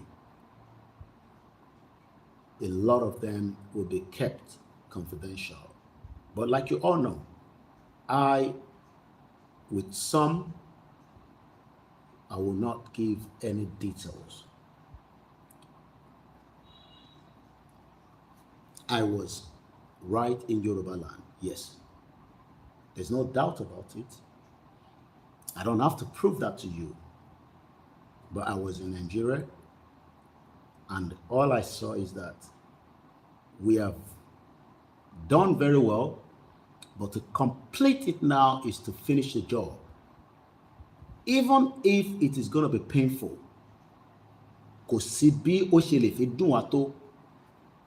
if we don't complete it now,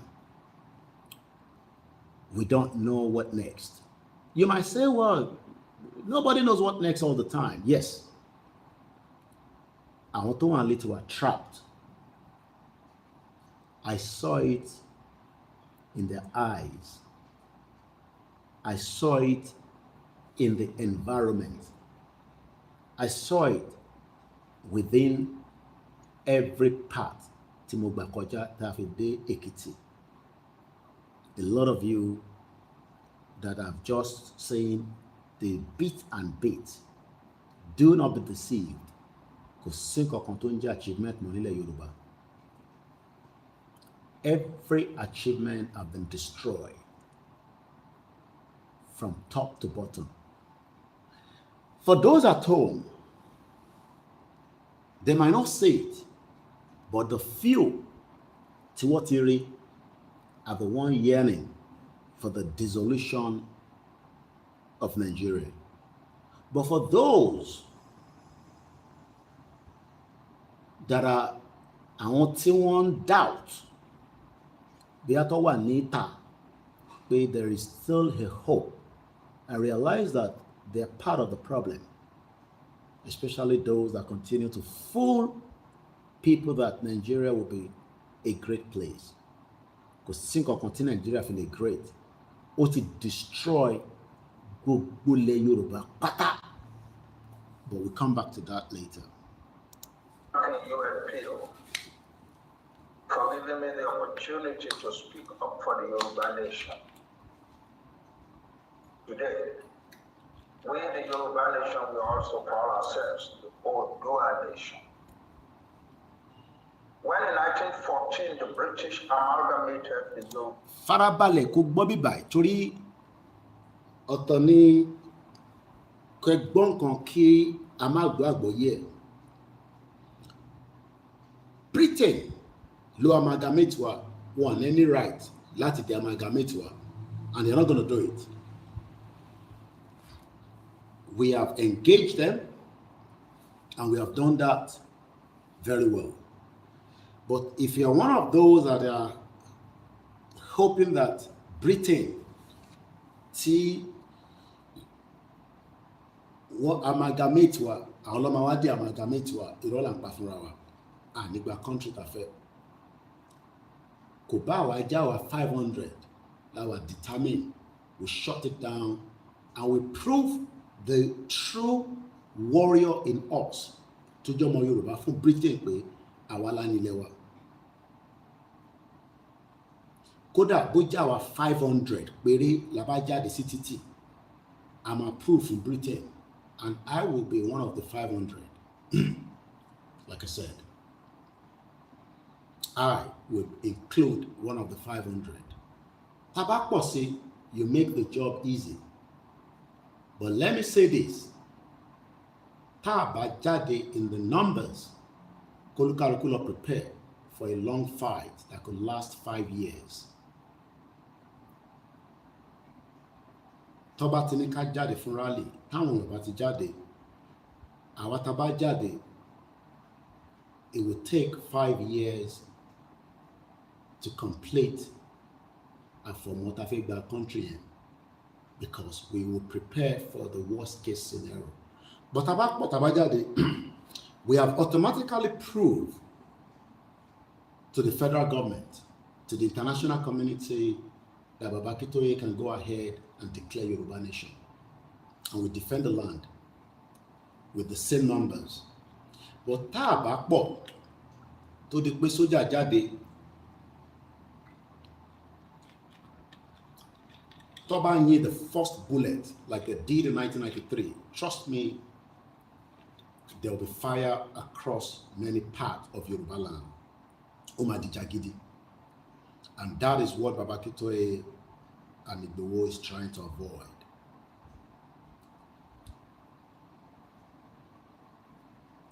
Nobody wants bloodshed. So this is not the time. This is the time for mobilization to tell people to come out. Britain and the rest of the international community will never allow the dissolution of Nigeria, but that is their own cup of tea. I am ready to sacrifice whatever I have in Britain to fight for Yoruba land. That is how deep some of us are right now. Tó bá jẹ́ pé ìwé tó fún mi ni kó withdraw kúrò lọ́wọ́ mi. Èmi náà dé wá sọ fún wọn pé àwa la nílẹ̀ wa, ìtawà náà bá máa ṣe, orí ilẹ̀ wa láti máa ṣe. But ṣé náà wà determined bẹ́ẹ̀? That's the question. Àbí a kàn fún lára wa. Tó bá jẹ́ pé ìwé tí British fún mi tí mo fi ń wà lọ́dọ̀ wọn, mo yọ̀ǹdẹ̀ fún wọn. Mo yọ̀ǹdẹ̀ kọ́gbà. Ilẹ̀ mi ni. What I saw in Yoruba land is more than enough for me to live on. From going to Ijebu-Ode, traveling through Osun State, traveling through Ibadan, and few other places that I will keep for myself for now. Those are better for me than Koikimedia in Britain, don't go in England. And moreover, I have lived there for 25 years. And I've always desired at least more in the last 4 years. Not every one of you can sacrifice such. But I personally am ready to sacrifice that. About my country, that's settled. My children will return back into a Yoruba land. I will not bring my children into Nigeria. No matter whether you call it Lagos that is safe, which is not for me, or Ijebu-Ode that has been destroyed.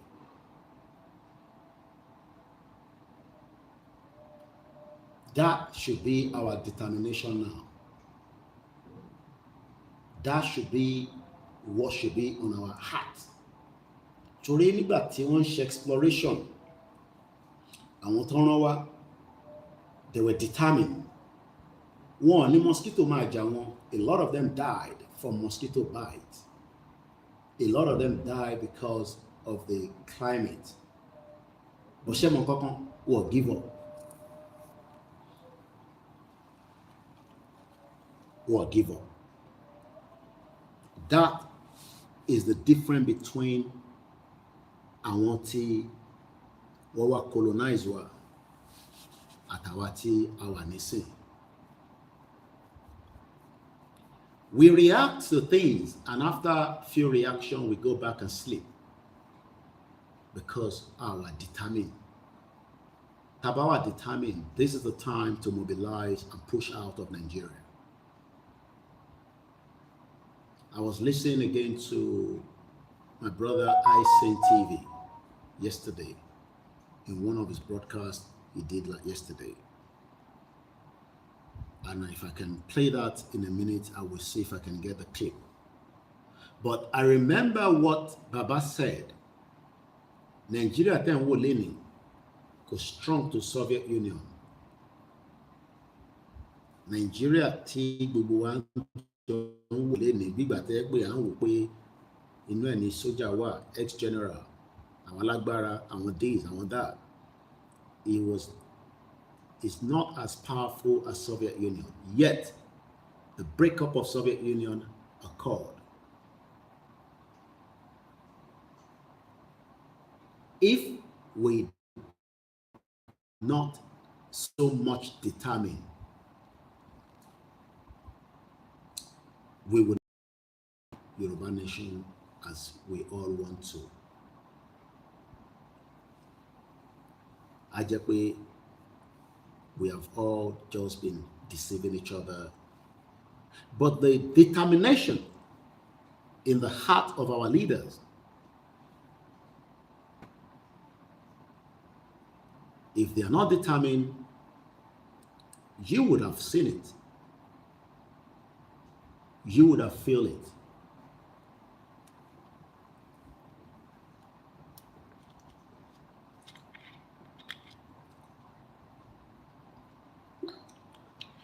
Tabanafe mobilize.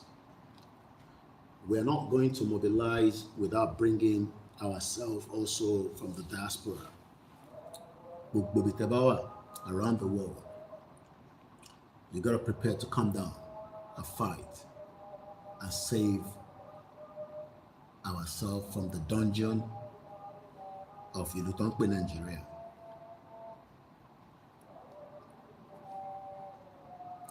But Taba refused, and we continue to just come and talk, which is engagement, which is good. But at some point, Agbora were very, very realistic. We are fellow. Wegbo, Yoruba conservative, Yoruba liberal, other fucking nonsense. That command so. Ile Yoruba, Timo witness for few days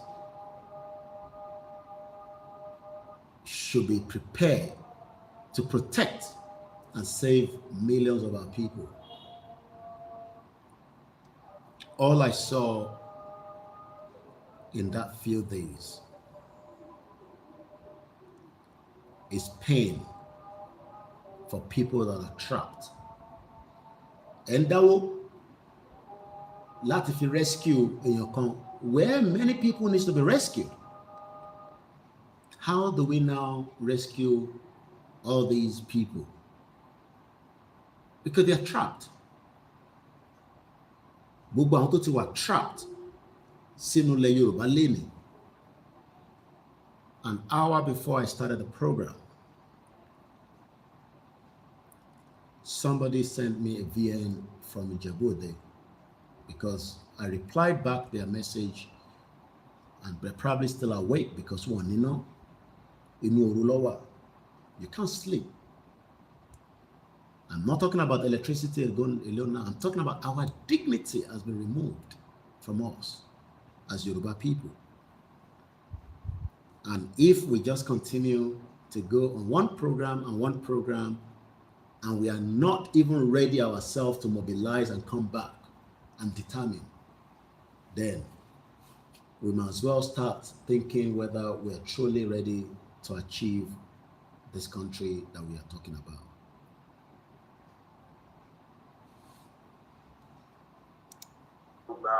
Indigenous nation with other nations to form the country called Nigeria. The Yoruba nation was the largest single nationality in the new country and already had more than 1,000 years of formal civilization building.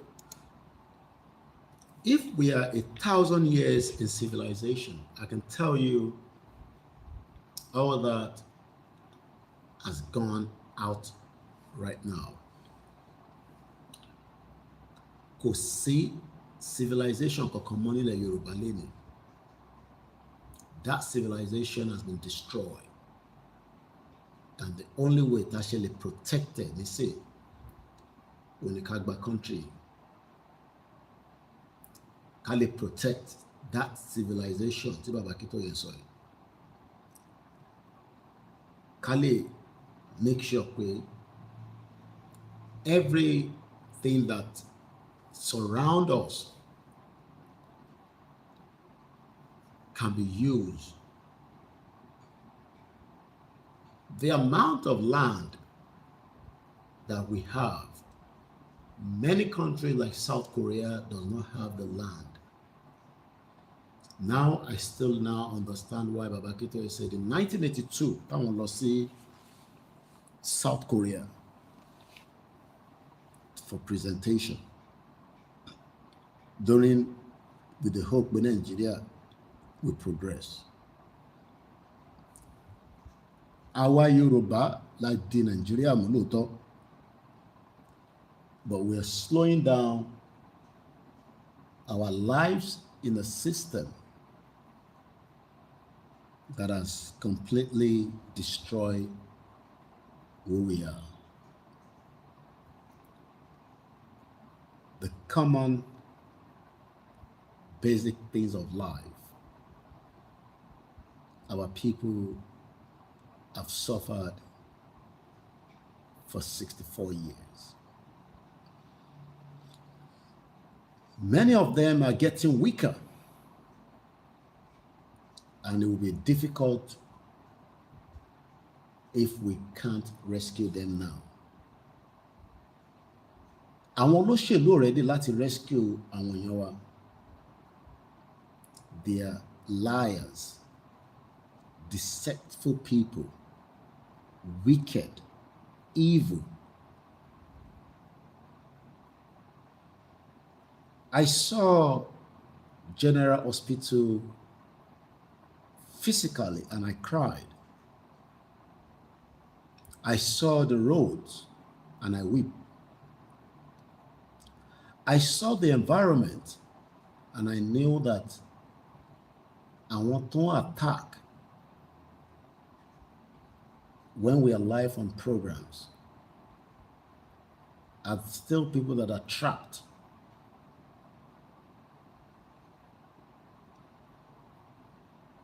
They cannot foresee ìtí bàbá tó yẹ rí àti àwa tí a tẹ̀lé wọn lẹ́yìn. All they can see is the same shit hole tó ń rí lójoojúmọ́. So people like us have become an obstacle to them, and they have now used themselves as a stooge on behalf of a failed country. Ẹ má rò pé gbogbo àwọn tí wọ́n máa attack yẹn, they are paid by politicians. Some of them are just, they can't understand.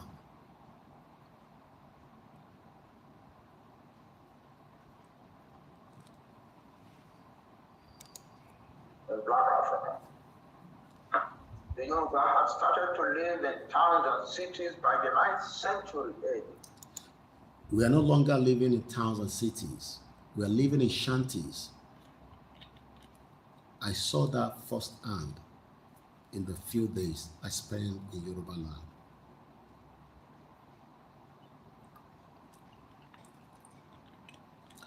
The little days I spent from my hometown all the way to different parts, I realize now that we are no longer living in cities. But yes, nígbà kan, we were living in cities and towns. The politicians have deliberately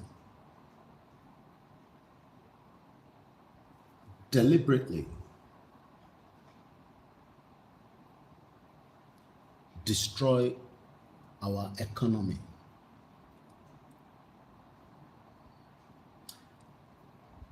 The people are very hardworking, but the Yoruba land economy has completely been destroyed. Àwọn tó jẹ́ àwọn ẹ̀yà oríṣiríṣi, they will take advantage of that, and they've done so very well.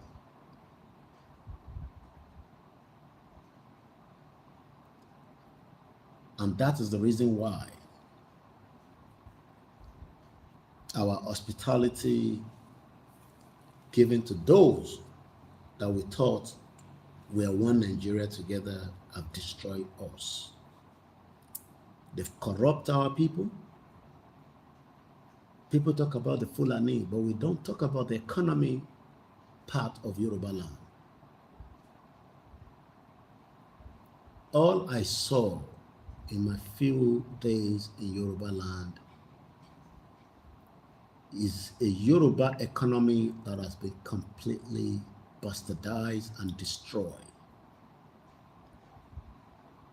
Or destroyed.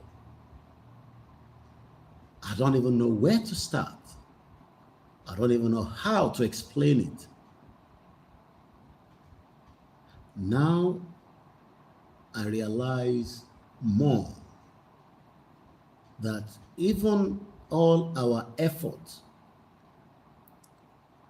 can only give a result that will exit Nigeria. Not because I am one of the campaigners, it's because I saw it clearly. I saw it and I knew now that AKINTOYE was right, that we got to leave Nigeria. My last visit was 2021, and that's about 4 years ago. Like I said, I'm trying to be very, very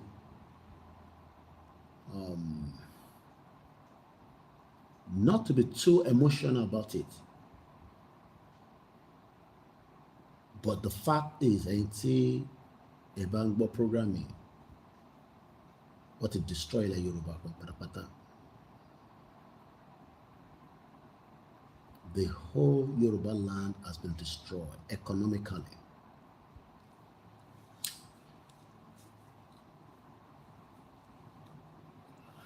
And I hope that we can rescue ourselves from this situation. If not, there will be more problem in the near future that we might not be able to sort out. The more we spend in Nigeria every day, the more we are trapped in this messed up British enterprise.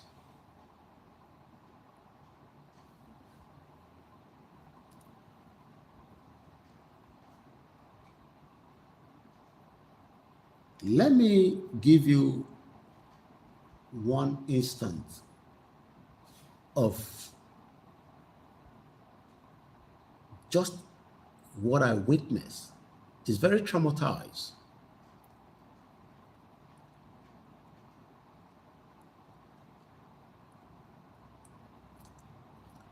You can easily die in Nigeria, in Yoruba land, for things that should never happen.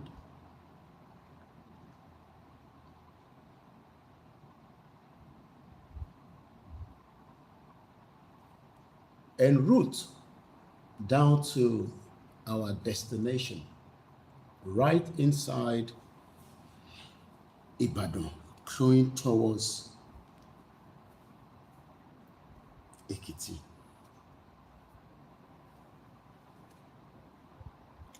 A particular vehicle, less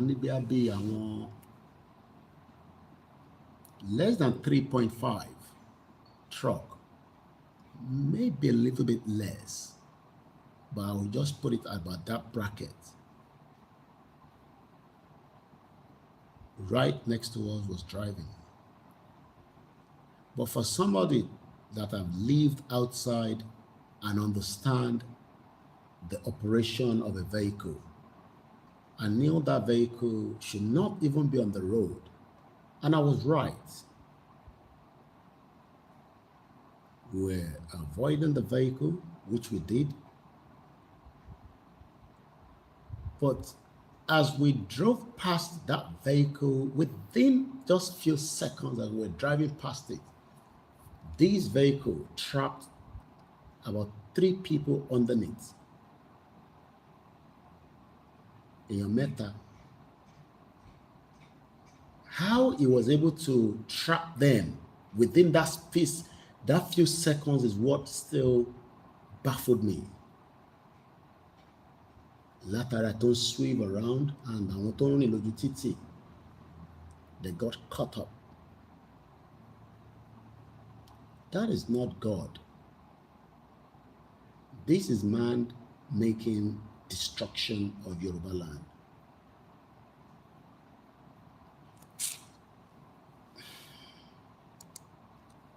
By the time that the first European explorers came to the coast of West Africa, these Europeans that came, àwọn ò bẹ̀rù náà, àyà wọn ò já.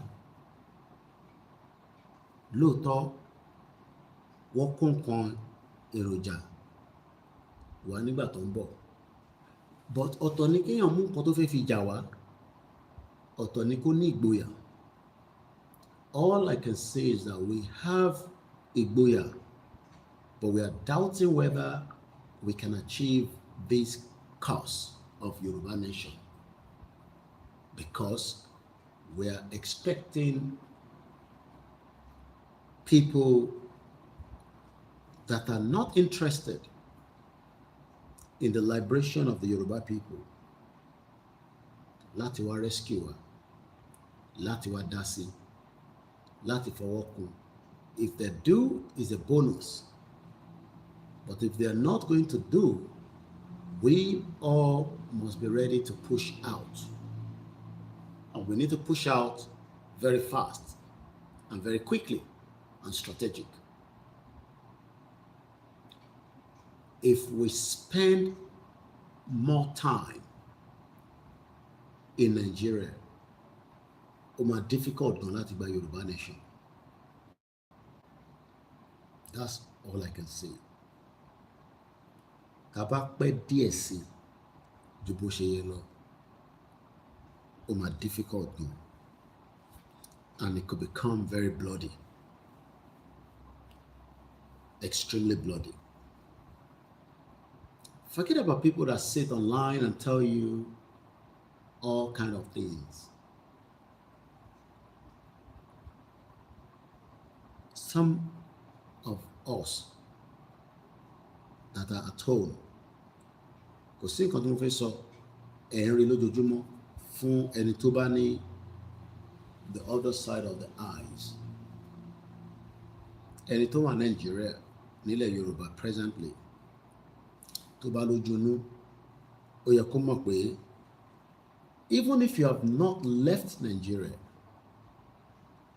even if you have not been anywhere, even if the other side is shiri, we have been told continuously that for 1,000 years ago, our towns and cities were bustling. tí bá sọ fún yín pé the location that we got to at exactly 8 o'clock, it is dead. There is no activities happening. I'm not talking about 10 o'clock. At 8 p.m., activities in some, I will not give locations, were paralyzed, completely dead. That is an economic damage. I don't think you can go to anywhere around the world, not even the ones that I've visited within Africa, from Togo, Cote d'Ivoire, Benin Republic, and a few other places that I'll keep to myself. I don't think I saw a dead town at 8 p.m.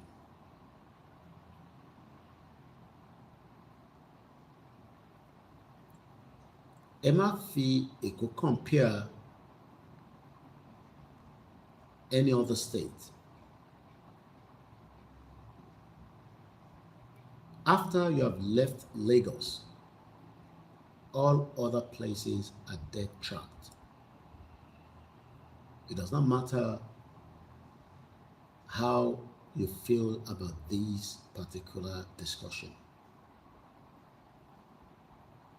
I witnessed it firsthand. I always thought that people say that an economy will be buoyant if the people that are in that particular country are well given the resources.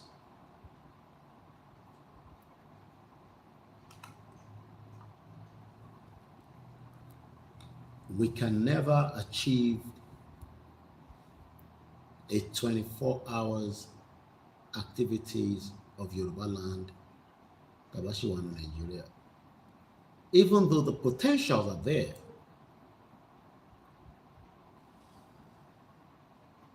the potentials are there. But the problem is that you can't early achievements here from the witnesses of places visited during my trip into Yoruba land. All I saw are people that are trapped and asking for savior from you and me. In Toba Muigbo program me, you need to rescue as I need to rescue our people. Kò ń ṣiṣẹ́ Ìgbòho nìkan àti Bàbá Akintoye. Fáwọn tó gbọ́ program me is understandable. But the fact that you're listening now, because some of what I will be saying now is my current experience in Yoruba land for the few days that I was able to experience and stayed. And I hope that a lot of us will rescue our people. I'm going to be bringing the program to an end in just about a few minutes. But before I do so, I want us to just go back quickly and look at this man. His name is Bola Ahmed Tinubu, the current president of the Federal Republic of Nigeria.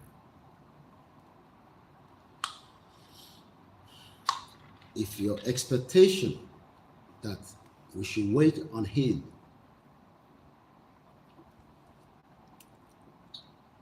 láti wá rescue wa, òun fúnra rẹ̀ ò tí rescue rẹ̀ bó ṣe wà yẹn. Òun fúnra rẹ̀ ó need the rescue.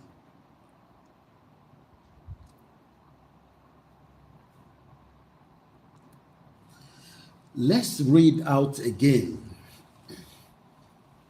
what we told President TINUBU last year, April. And this is official because it was sent directly to him. Now we need to come out and tell him and prove to him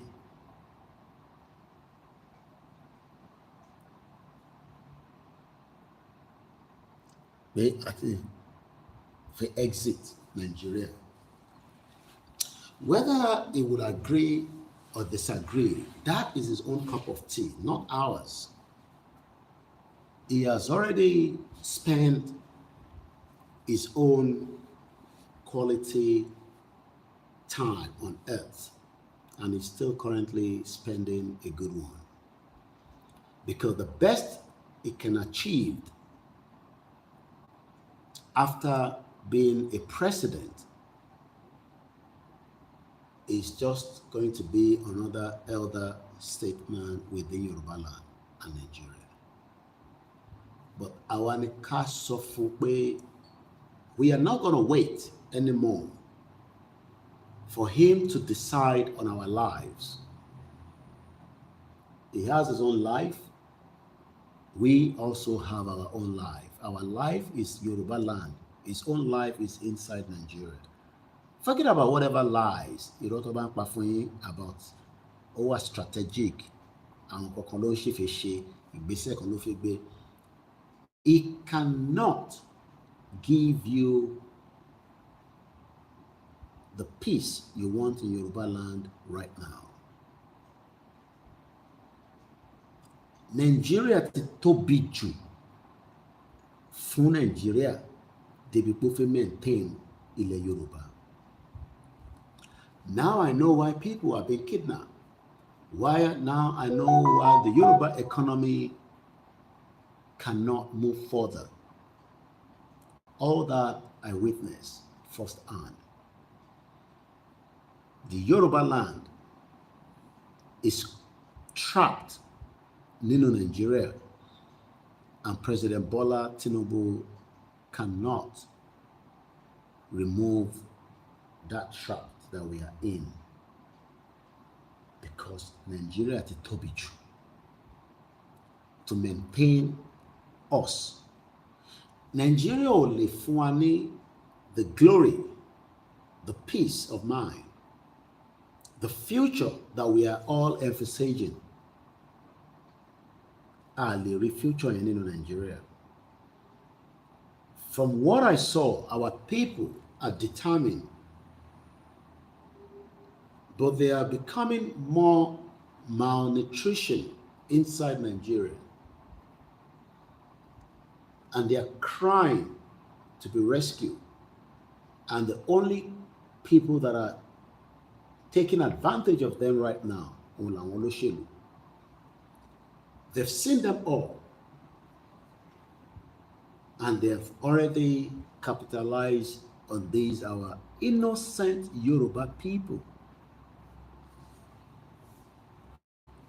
Àwọn olóṣèlú take advantage lórí àwọn èèyàn wa, and we got to stop them.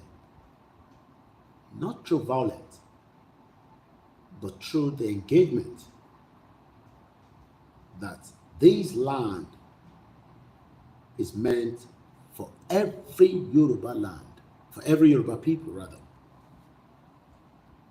It is not just for few people. Kò ń ṣe fún àwọn èèyàn kéékèèké within Nigeria tí wọ́n ń lólẹ̀ Yorùbá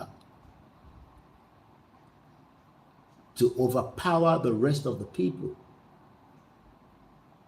Our people have become nobody in Yoruba land today.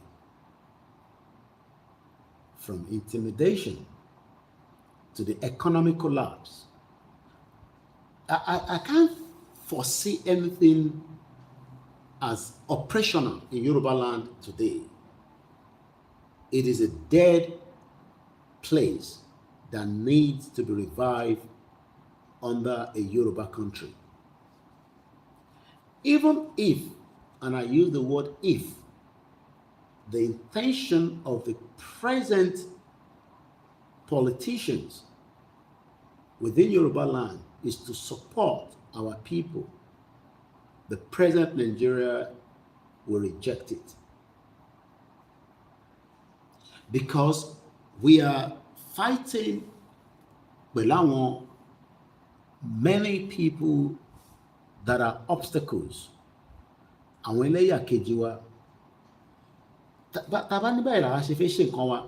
they will always tell us that you can't do it that way because Ile Yoruba is not yours alone, it's for every one of us. And if care is not taken to stop this now, so that we can have our true voice, látara ìjọba Ile Yoruba tiwantiwa,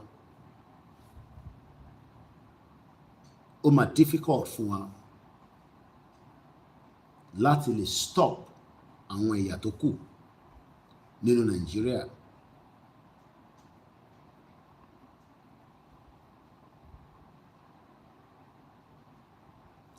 And we need to stop this now.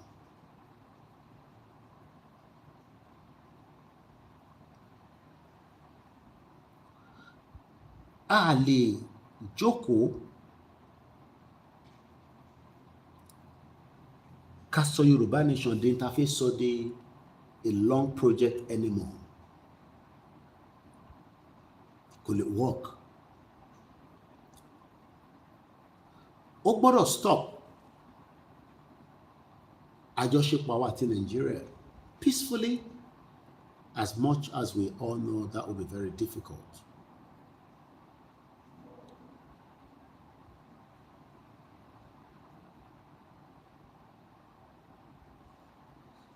And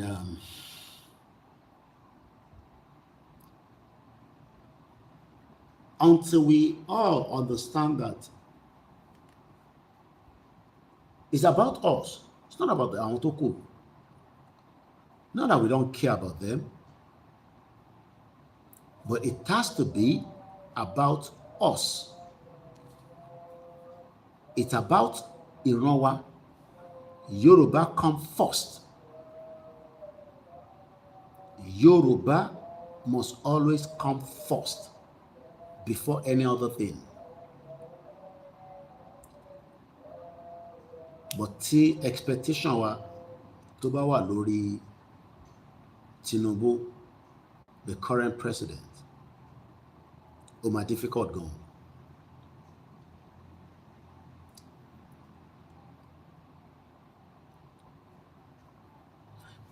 A gbọ́dọ̀ lè ní gọ́ọ̀mẹ̀ntì tiwa tó lè pàṣẹ lórílẹ̀-èdè wa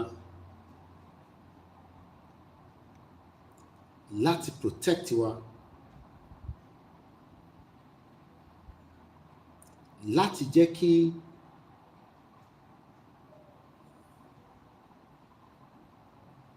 I want us to watch this and see why we must also be having our own country and defend our people, because the present Yoruba governor, politicians, they don't have what it takes. They don't have what it takes to help our people right now, and our people are trapped inside a one Nigeria, and it needs to stop. And Ali drag Yoruba nation longer than what and where it is right now. We need to put a final push to achieve our desires and goals as Yoruba people. And it can only be done if truly we all want freedom. And freedom won't be given to you just like that. You got to prepare. You got to mobilize. You got to increase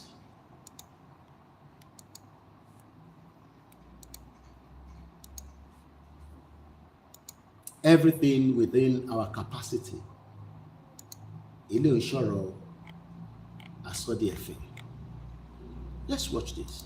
In the destruction of your country. Yes, but if you Mr. President, with respect, I think it's disrespectful for you to come to the Oval Office and try to litigate this in front of the American media. Right now, you guys are going around. You might not agree with everything that played out in America in the last few days between Trump, J.D. Vance, and Zelensky. But something is unique that they are protecting.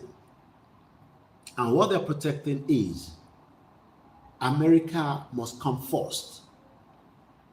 Ilẹ̀ Yorùbá làwọn kan ti ṣoríire, whether àwọn èèyàn tiwa tó jẹ́ àwọn ọmọ Yorùbá àbí àwọn ẹ̀yà tó kù tó wá sí orílẹ̀-èdè wa, but they have disrespected us and we have tolerated that for too long.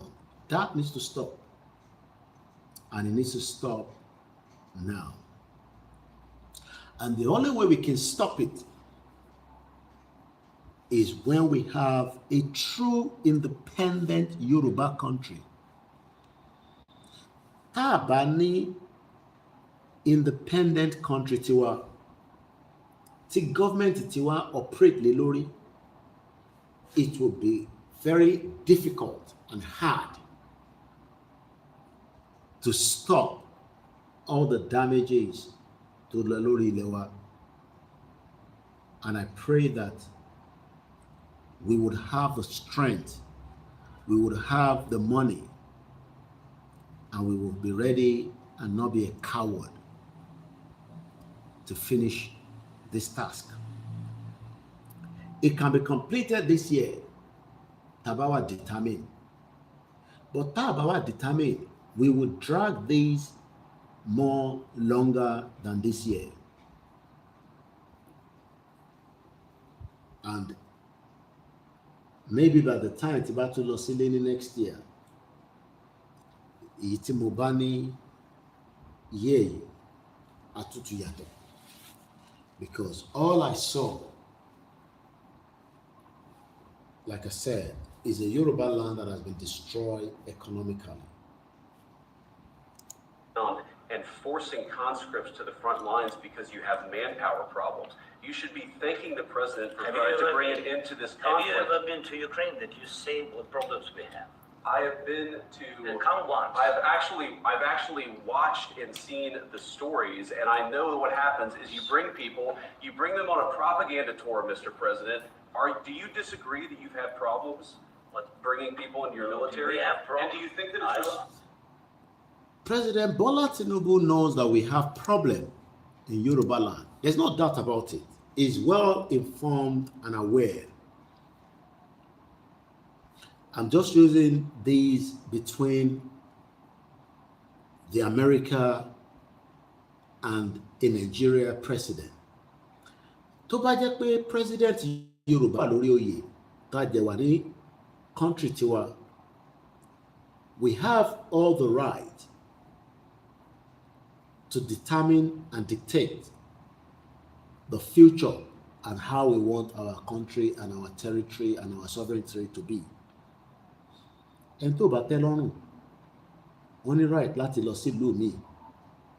Ẹni tó bá máa wà pẹ̀lú wa, wọ́n gbọ́dọ̀ respect wa. But let me say this clearly. There is a total destruction right now of Yoruba land. A total destruction. You cannot see any quality. Do you know that even from the food that we consume now, the product that we are using, mo lè sọ fún gbogbo èèyàn pé we are almost 90% of fake products in Yoruba land today. 90% fake products. How you want to run an economy in a fake environment is because in Nigeria tawani ojú Bọ́lá Tinubu ò lè kálẹ̀ Yorùbá from the Abuja office tó wà. Ojú ò lè tó because ó fẹ́ monitor ilẹ̀ Yorùbá, a fẹ́ monitor ilẹ̀ Igbo, ó fẹ́ monitor middle belt, ó dẹ̀ fẹ́ monitor north. How is he going to cope? How do you expect him to cope? And that is why we go back again and listen carefully to how the vice president and the president of America, even with their guests in one of their most prestigious office, said it clearly to the guest. Ṣé àwa lè sọ fún àwọn guest wa tó wà ní orílẹ̀-èdè wa nísìn? Ṣá lè dictate fún wọn pé báyìí la fẹ́ kọ́ dẹ̀ ṣe bẹ́ẹ̀? Tí wọ́n ní sọ fún wọn pé kò possible because wọ́n Nàìjíríà ní gbogbo wa. So when some of you might not understand that, you cannot do anything with the influx of the economic damage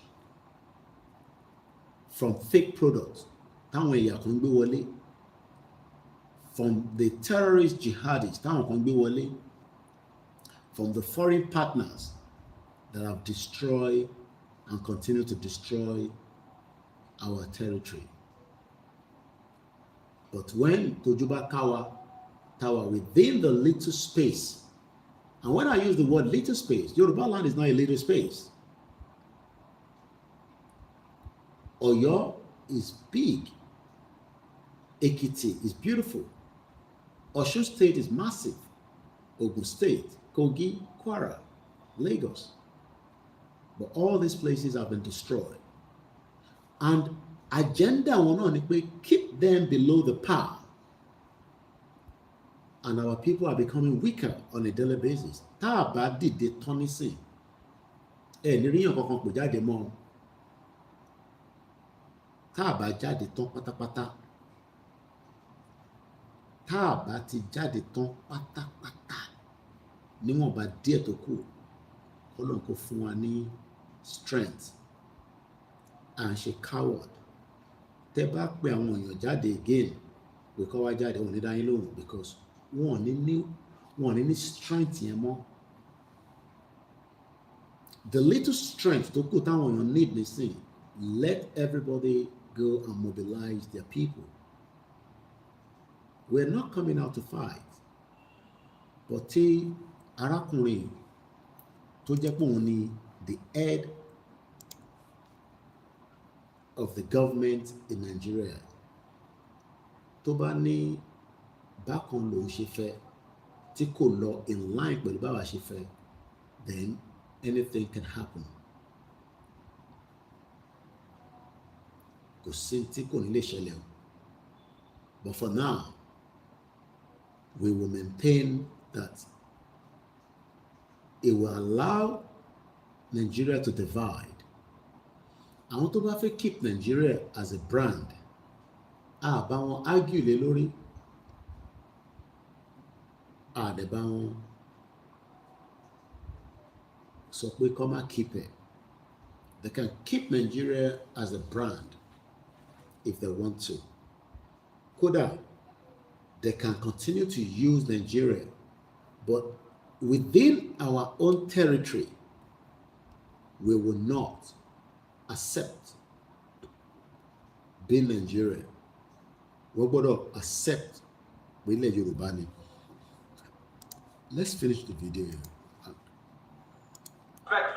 To come to the Oval Office of the United States of America and attack the administration that is trying to coming into the Oval, one of the highest places in America, who are disrespected.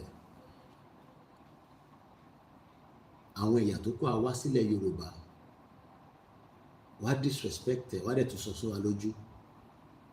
Lè ṣe kankan torí pé government wa kò lè attack wọn, kò lè sọ títọ́ fún wọn torí pé kò fẹ́ jẹ́ kí inú bí wọn torí látara Nàìjíríà tí gbogbo wa. But tá bá wà nílẹ̀ Yorùbá, our government under the constitution within the province will determine whether this kind of people needs to stay with us or they need to go. But tabashi wa in Nigeria, all this cannot happen. To prevent the destruction of your country? A lot of questions. Let's start from the beginning. Sure. First of all, during the war, everybody has problems. Even you, but you have nice ocean and don't feel now, but you will feel it in the future. God bless. Now, Trump to fig benu wole be. This is what we need. We need a Yoruba government that can represent and talk on our behalf and challenge whoever. But our current politicians will not dare do so. Wọ́n lè challenge àwọn tí wọ́n ń ṣe jàmbá lórílẹ̀-èdè Yorùbá. I am not talking about Fulani again now. I am talking about the economic damage in Yoruba land.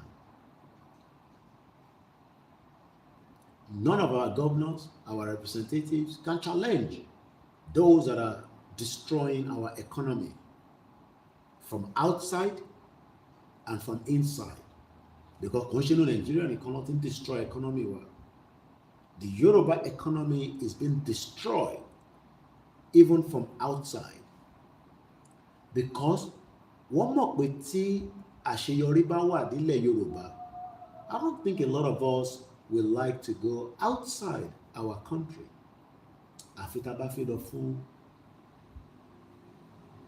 whatever other engagement, but not to go and live and work when the future is bright in Yoruba land. I saw it.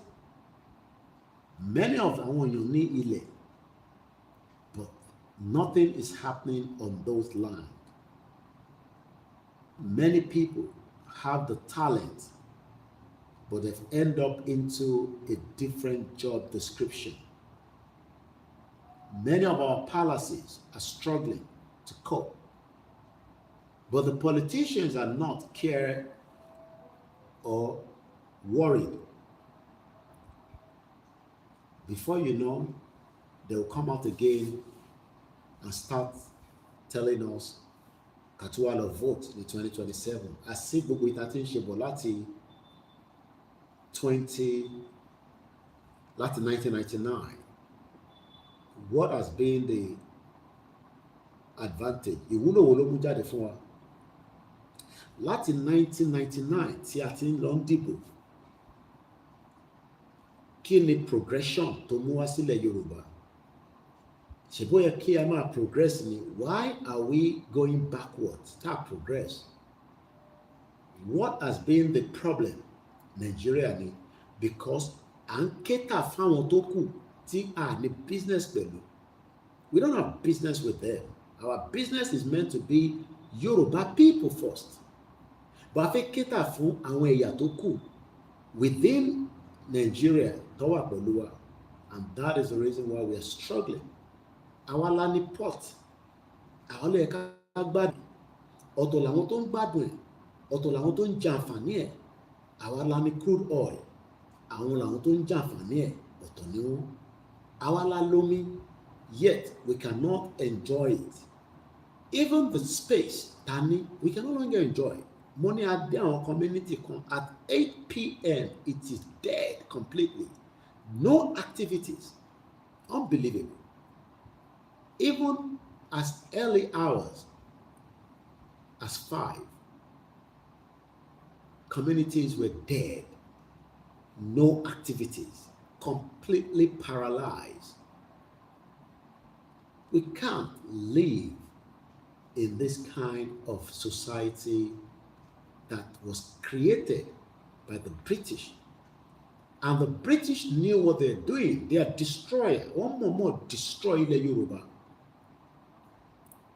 Àwọn gangan ni wọ́n wà behind the destruction of Yoruba land. Ìyẹn ni David Lamy ṣe sọ pé ká lọ dúró díẹ̀ sí fún 50 years.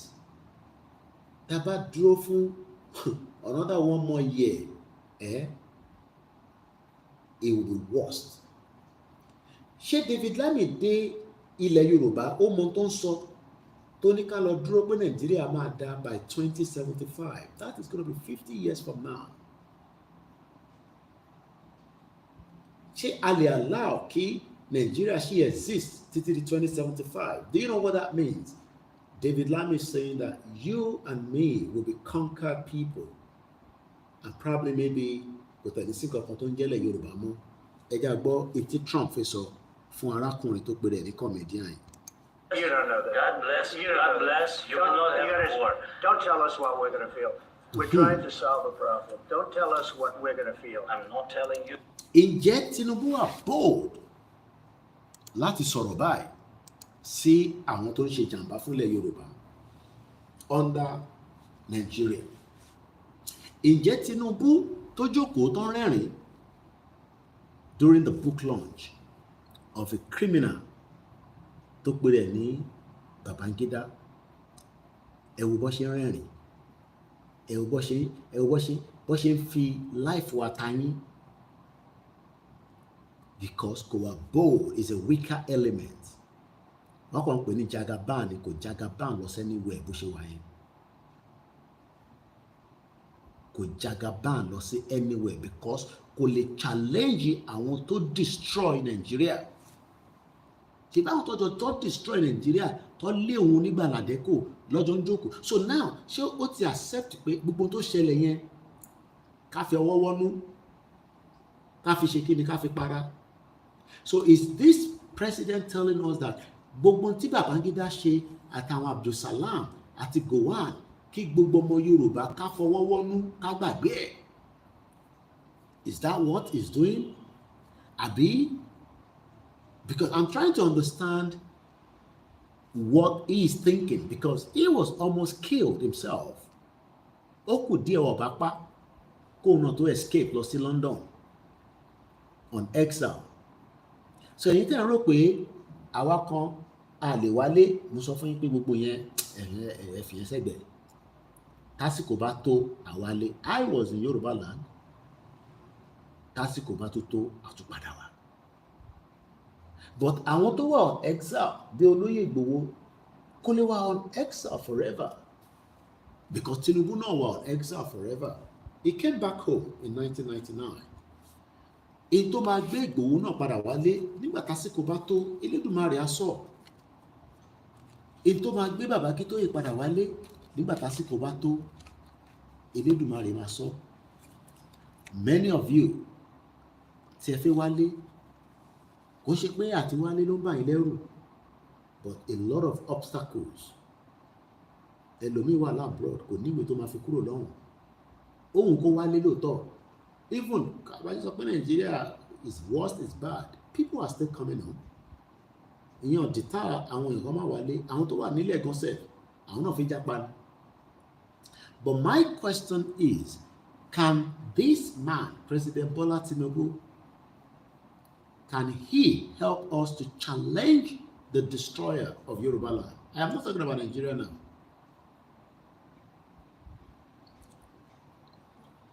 What destroy Baba Awolowo? Tinubu mọ̀ dáadáa náà. Kò lè náà wọ́n mọ ìtàn Baba Awolowo dáadáa. What destroy MKO Abiola? Ó bá wọn jókòó rẹ́rìn. So now, ṣé kákọ̀ ti gbà pé ó ti ṣẹlẹ̀ and we accept and we let go? Or àwa tí a wà determined, bí máa yìí ṣe wà determined, arákùnrin Trump yìí, pé no, má ò lè wá sínú, ó wà lórílẹ̀-èdè wa, ó wà nínú one of our highest office, wà wá dictating táwa máa ṣe. It doesn't matter your feelings. Number one, àwa la gbówó lẹ̀ fún ẹ. A lè gbé 350 billion. Ìyẹn mo ń sọ fún yín tí ẹ máa ń sọ pé ìrìn àjò yìí ò ní ìdòwó. 350 billion ni Biden dẹ̀gbẹ́dẹ̀gbẹ́ yẹn tó ti láàrùn ọpọlọ lórí, kí ó ti wà dementia, kò mọ̀ tó ń ṣe, ló kó fún arákùnrin tẹ̀ ń wò yìí. Eléyìí wá nísìn, ó tún wá fẹ́ control another government. Kátẹ̀ sọ pé Buhari ò lè ṣe ń ta fẹ́, ṣé Tinubu ò lè ṣe ń ta fẹ́ náà ni? It's the question. Because tí kò bá nídìí wọ́n ní ẹ má bínú, ẹ mọ̀ pé ènìyàn kì í pàwé níwájú àwọn àgbàlagbà. Ìwọ ló wà lórí oyè, kò ń ṣe Fúlàní mọ́, Yorùbá nìwọ.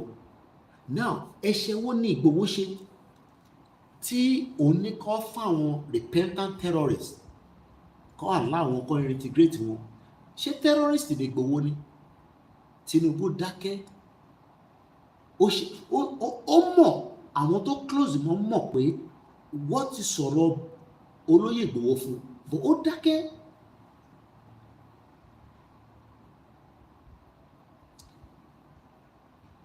Ó dákẹ́. Kí ló dé tí kò defend Ìgbòho? Kò lè defend Ìgbòho torí pé Nàìjíríà ni Tinubu ń defend. Kò ní interest Ìgbòho lọ́kàn bó ṣe wà yẹn. Torí pé interest Tinubu, interest Nàìjíríà ló wà lórí ẹ̀.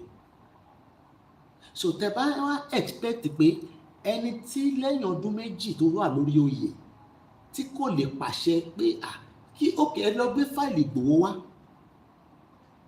ẹ jẹ́ kí n wò ó kí ni Ìgbòho ṣe, ẹ jẹ́ ká review ẹ̀. Òkè ó ń béèrè fún self determination, ẹ̀ẹ́dẹ́ tọ́ nìyẹn. Ṣó pààyàn wọ́n ní kò pààyàn, ṣó jalè kò jalè, ó ń béèrè fẹ́ tọ́ ẹ̀. Bọ̀ wọ́n ló lé àwọn Fúlàní, ṣáwọn Fúlàní yẹn kí ló ṣe tó fi lé wọn? Wọ́n pààyàn ni wọ́n jíyàn gbé. Ìyẹn ṣẹ̀ṣẹ̀ náà. Tinubu dẹ̀ dákẹ́, ó mójú kúrò. Àwa la lè ran Ìgbòho lọ́wọ́ nísìnyí, àwa tí à ń pè fún self determination. Tá bá fẹ́ kí Ìgbòho padà sílé officially, tí wọ́n bá ti ní ká jáde fún rally, ẹ jẹ́ ká jáde, ká fi ẹ̀dùn ọkàn wa hàn, ká lè sọ fún, yes, everybody will fight for one thing in life. America is fighting for their right, just like báwa náà ṣe ń fight for right wa. Kò sí bá ṣe fẹ́ nífẹ̀ẹ́ àwọn ẹ̀yà kejì tó ara wa, whether we are on the same path or we are not on the same path. Torí tá bá fi àyè sílẹ̀ fáwọn ẹ̀yà tó kù náà, wọ́n máa ṣe worst ju in táwọn tó wà bẹ́ẹ̀ gan tí wọ́n pera wọn ní Fúlàní ṣe lọ́wọ́lọ́wọ́. So in everything in life, àkọ́kọ́ gbọ́dọ̀ ronú nípa ara wa. Kí ló dé tí Tinubu ò ronú nípa Ìgbòho? Ẹ̀ṣẹ̀ wo ni Ìgbòho ṣe fún President Bola Tinubu tó le tó yẹn? Crime wo ni Ìgbòho ṣe fún Tinubu tí Tinubu kò sọ pé kó yọ wanted kúrò lórí kọ Ìgbòho, tí kò ní kó ṣí àkáǹtì ẹ̀? Ṣèbí Tinubu náà bímọ, ṣé tó bá ti àkáǹtì Ṣèyí Tinubu tí kò rówó ná, ṣá lè máa ṣe big boy káàkiri? Mo ń béèrè ni o, because journalists àwọn máa ń béèrè question. Ṣé tó bá ti àkáǹtì àwọn ọmọ Tinubu tó gbẹ́sẹ̀ lé, àti tó ń bẹ Nàìjíríà àti tó ń bẹ lábúrò tó ní, ṣé wọ́n lè rí owó máa ná?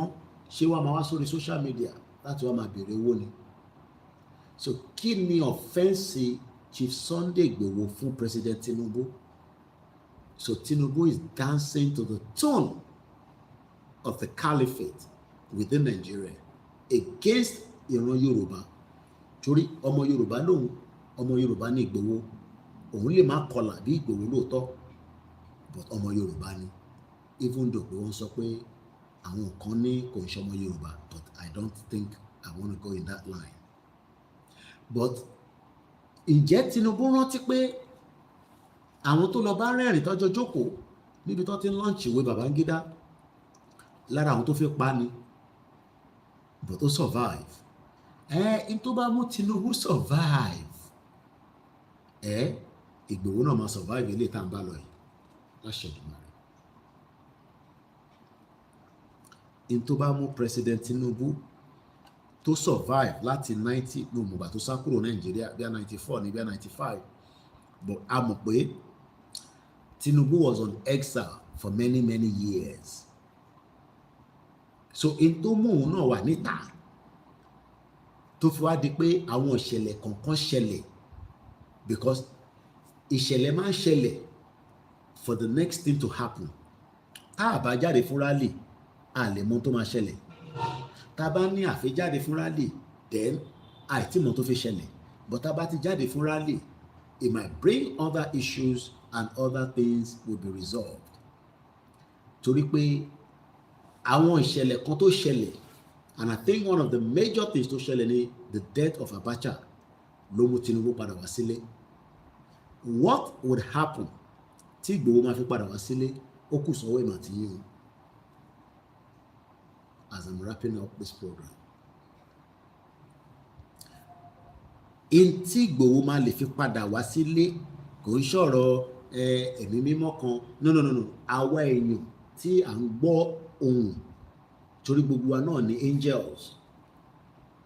We are all angels within our capacity. Ìṣẹ̀lẹ̀ tó gbọ́dọ̀ ṣẹlẹ̀ tí olóyè lè fi padà wá sílé, we will be part of that as well.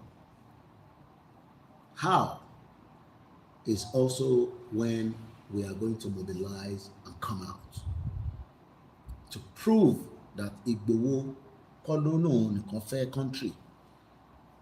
Igboho is very comfortable and extremely comfortable. But like I said, Fulani or destroy Igboho business, Ogbesela counted, or to declare wanted. Ẹni tó dẹ̀ jẹ́ ọmọ Yorùbá wọlé, kí là ń gbé kí là jù? Tó o bá tẹ̀ nífẹ̀ẹ́ Ìgbòho látara campaign tá gbé jáde pé a fẹ́ kúrò ní Nàìjíríà kó tó di pé election dé, ṣe bó padà dẹ̀ ṣe election ọ̀hún, ẹ̀dẹ̀ mo bẹ ṣe gbéra yín wọlé, so kí ló wá lé tó yẹn? So ká tó wá lọ jókòó kẹ́tù tó fi wá lọ tó fi negotiate fún 2027 kò lè work. Gbogbo àjọ máa gbójú wọnú ara wa, ní tó bá máa ṣẹlẹ̀ ló máa ṣẹlẹ̀. The least thing tó lè ṣẹlẹ̀ náà ni pé kíjà ṣẹlẹ̀. The least thing tó lè ṣẹlẹ̀ nìyẹn. But we pray pé kò ní dé stage yìí. And this is what we told Tinubu last year. Yoruba Nation, Akintoye, Igboho, write Tinubu and seek exit from Nigeria. Àti sọ fún officially. Tinubu wà aware irọ́ ni gbogbo yẹn. President Bola Ahmed Tinubu is fully aware that our Yoruba fẹ́ exit. Is fully officially aware. Is he going to do it? Is question that many of you will have to ask him.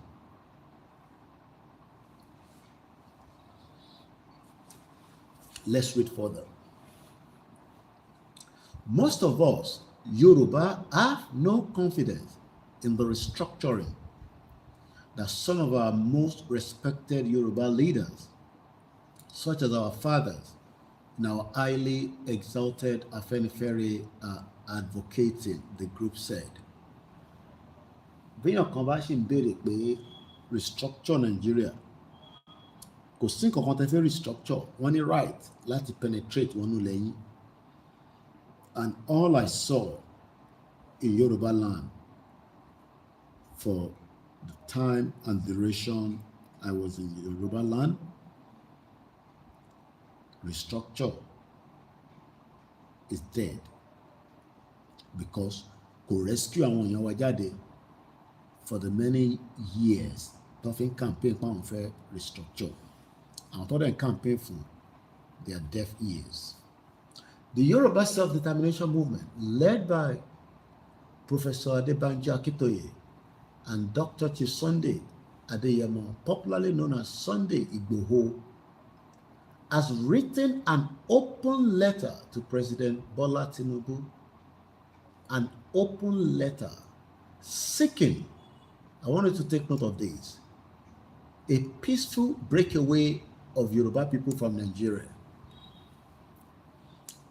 We will maintain that stand that it will be a peaceful breakaway. But mo fẹ́ kí gbogbo ọmọ Yorùbá ká lọ ní lọ́kàn pé it will not come as easy as a peaceful breakaway. there are many àwọn tó wà determined pé kí Yorùbá kó má exit. One of those countries is Britain. And we must have that at the back of our mind. But Britain kò ní fẹ́ kí Nigeria kó pín.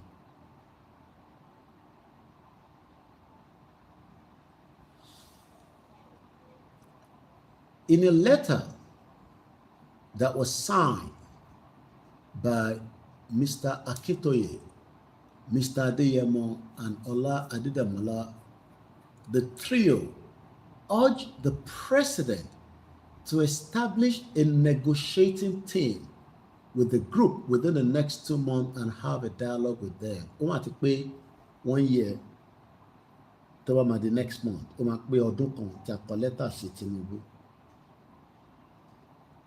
pé kájọ negotiate, kájọ jókòó ní tùbínùbí, kájọ jókòó kí ọ̀rọ̀ yìí lè níyanjú, káwa lè máa lọ, káwọn tó fẹ́ kíìpù Nàìjíríà ká jẹ́ kí wọ́n kíìpẹ̀. Tinubu ní òun ò rí tiwa rò, àwa náà gbọ́rọ̀ wá fún Tinubu ní èyí tó máa fi rí tiwa rò nígbà tó bá ti ní ká jáde. Torí tá bá ti jáde tí à ń demand fún breakaway, àti gbé iṣẹ́ lé Tinubu náà lọ́wọ́ nìyẹn, ó gbọ́dọ̀ wá rí tiwa rò. Ní ìgbàkígbà tí kò bá ti dá wa lóhùn, àwa náà ní right láti maintain stand wa pé a ní lọ. Ìyẹn la ṣe ń sọ fáwọn èèyàn wa pé ìyàtọ̀ tó ń bọ̀ tí à ń bẹ Ọlọ́run pé níwọ̀nba ìgbà díẹ̀ tó kù tó máa fi announce kólúkálukú lọ mobilize sílẹ̀. Mo ní tá bá pọ̀ á jẹ́ kí iṣẹ́ yẹn kó yá. Tá bá dẹ̀ sọ pé à ní pọ̀, then ká lọ múra sílẹ̀ fún a long battle ahead. Because of the time, I've spent too much time and this broadcast should have ended 40 minutes ago. Èní ní 2nd of March 2025. Ẹ ń gbọ́ Voice Koikimedia níbi tá a ti mú ọ̀rọ̀ láti UNPO, the Unrepresented Nations and People Organization. It's an international organization established to facilitate the voices of the unrepresented and marginalized nations nationwide. Wọ́n dá ẹgbẹ́ ìsílẹ̀ ní February 1991 at the Peace Palace in Hague, Netherlands.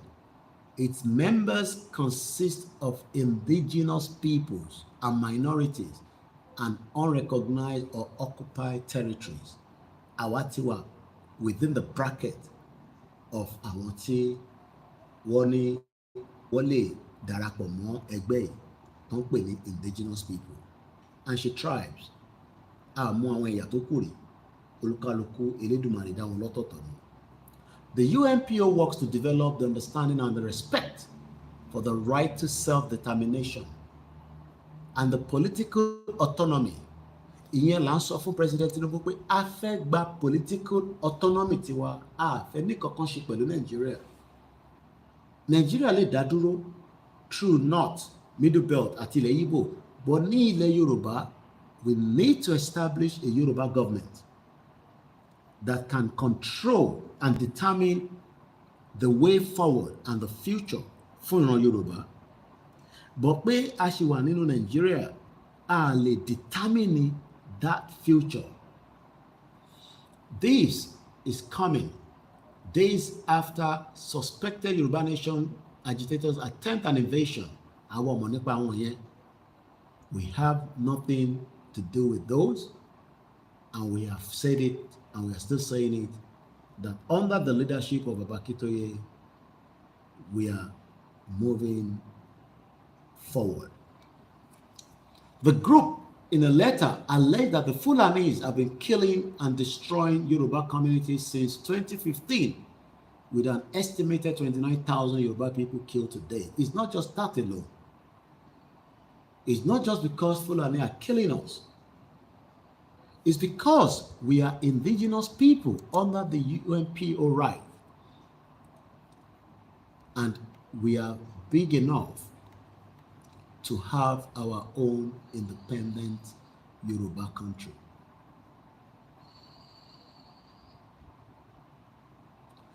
The UNPO was conceived of by leaders of self-determination movements such as Linata Mali of the Congress of Estonia, Akin of East Turkestan. Àwọn tó dá sílẹ̀ nìyẹn. That is why AKINTOYE said here that moving forward, we, the Yoruba people, are ready to declare our country. But this declaration must first be well prepared by first telling the world, which we did in 2019, that Afegba country wa adefe wa lara UNPO. We told the African Union, the ECOWAS countries, the European Union, the United Nations, and many countries around the world. But those countries will not come out officially.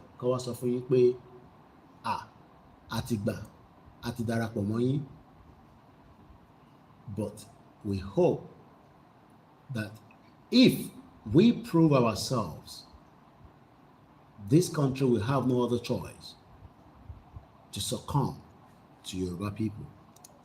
The Yoruba-speaking tribe of Nigeria has been accepted as the 45th member of the Unrepresented Nations and Peoples Organization. Leader of the Yoruba World Congress, Professor Banji Akintoye, says the membership represents a very important step in the collective quest of well-meaning Yoruba people to achieve the goal of dignity and self-determination. It is my great pleasure and pride to inform you that the Yoruba nation has been admitted to the membership of UNPO. UNPO means Unrepresented Nations and Peoples Organization, with its headquarters in The Hague. The UNPO has expressed their gladness to welcome the Yoruba nation as a new member of UNPO, and they're looking forward to working with us.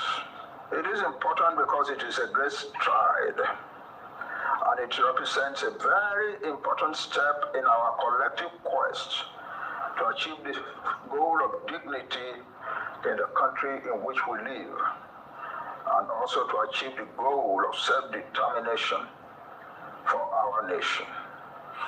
Our Yoruba nation now has a voice on the international stage via the machinery of the UNPO, which maintains a permanent presence before the United Nations and before other international agencies like the European Union, the African Union, the United States government, and the governments of various other countries across the world. You've heard AKINTOYE clearly and exactly how it was projected here. In the 15th century, Yoruba land was already a copiously urbanized country. Indeed, one of the most urbanized countries in the world, with heavily populated cities and towns at short distances from one another. In the context of this urban civilization, we Yoruba evolved advanced economic, cultural, political, and religious systems. That word economy, like I said, has now been completely destroyed. And the way it actually rescue economy ilẹ̀ Yorùbá, táwọn èèyàn wa máa fi lè wà out of the impoverished system, the poverty tí a wà nínú ẹ̀ nísìn, only to have an independent Yoruba country. Nothing like election can solve this, because election within Nigeria is not for Yoruba people. It is to enrich the criminal politicians within Yoruba people today. And that needs to stop. And just to complete the broadcast this morning, according to the group, the Fulani attacks and killings have led to the instability and forced many farmers to abandon their farms, potentially leading to years of famine, AB. It added that it has no confidence in the proposed restructuring of Nigeria. Nobody can restructure Nigeria. It is just too late. It is too late to restructure Nigeria, and you cannot restructure something that failed because the foundation is faulty. The group called for a peaceful negotiation. We continue to call for that, to separate the Yoruba nation from Nigeria with the involvement of international observers from the United Nations, African Union, and ECOWAS. I want us to be taking note of this, and I'll be reading this more frequently. If this man does not allow a peaceful dissolution of Nigeria, then we should expect the other way around. Tí President TINUBU bá allow kí Nigeria kó wà divided within the little limited time tó kù nísìn, kí a lè ní negotiation láàrin àwa àti federal government with international observers from the United Nations, African Union, and ECOWAS. It has been done before, it can be done again. Nigeria will not be the last country to break. It will break up, Nigeria will disintegrate. We pray it will not be with bloodshed. But the bàbá ìbárò pé bóyá òun ní gbogbo ọgbọ́n àbí strength to deceive us again, pé ká tó wá lọ dìbò fún òun ní 2027. We are not campaigning that kò ní sí election 2027, but we are campaigning that Yoruba nation would then have no choice to be declared officially before that time. If that is going to be the last resort, it will bring whatever tó bá máa mú jáde, and the end of Tinubu era will be gone, because he will be the one to face the burden, because Baba AKINTOYE has warned him continuously in many of his speech. Do not allow Nigeria to break up violently while tó bá wà lórí oyè. Divide it now, but we cannot wait on your own terms and condition anymore. You have had enough time to divide Nigeria, but you have failed to do so in 2 years. 2023 ní Tinubu wọrí oyè. Ó máa pọ́dún méjì.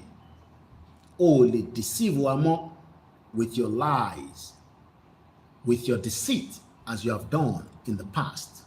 I'm talking about Tinubu. Tóun bá lè divide, then àwa gbọ́dọ̀ lè sọ fún international community pé the negotiation would happen. Tàbá ti bọ́ sójú títì, tá máa fàjà pátápátá.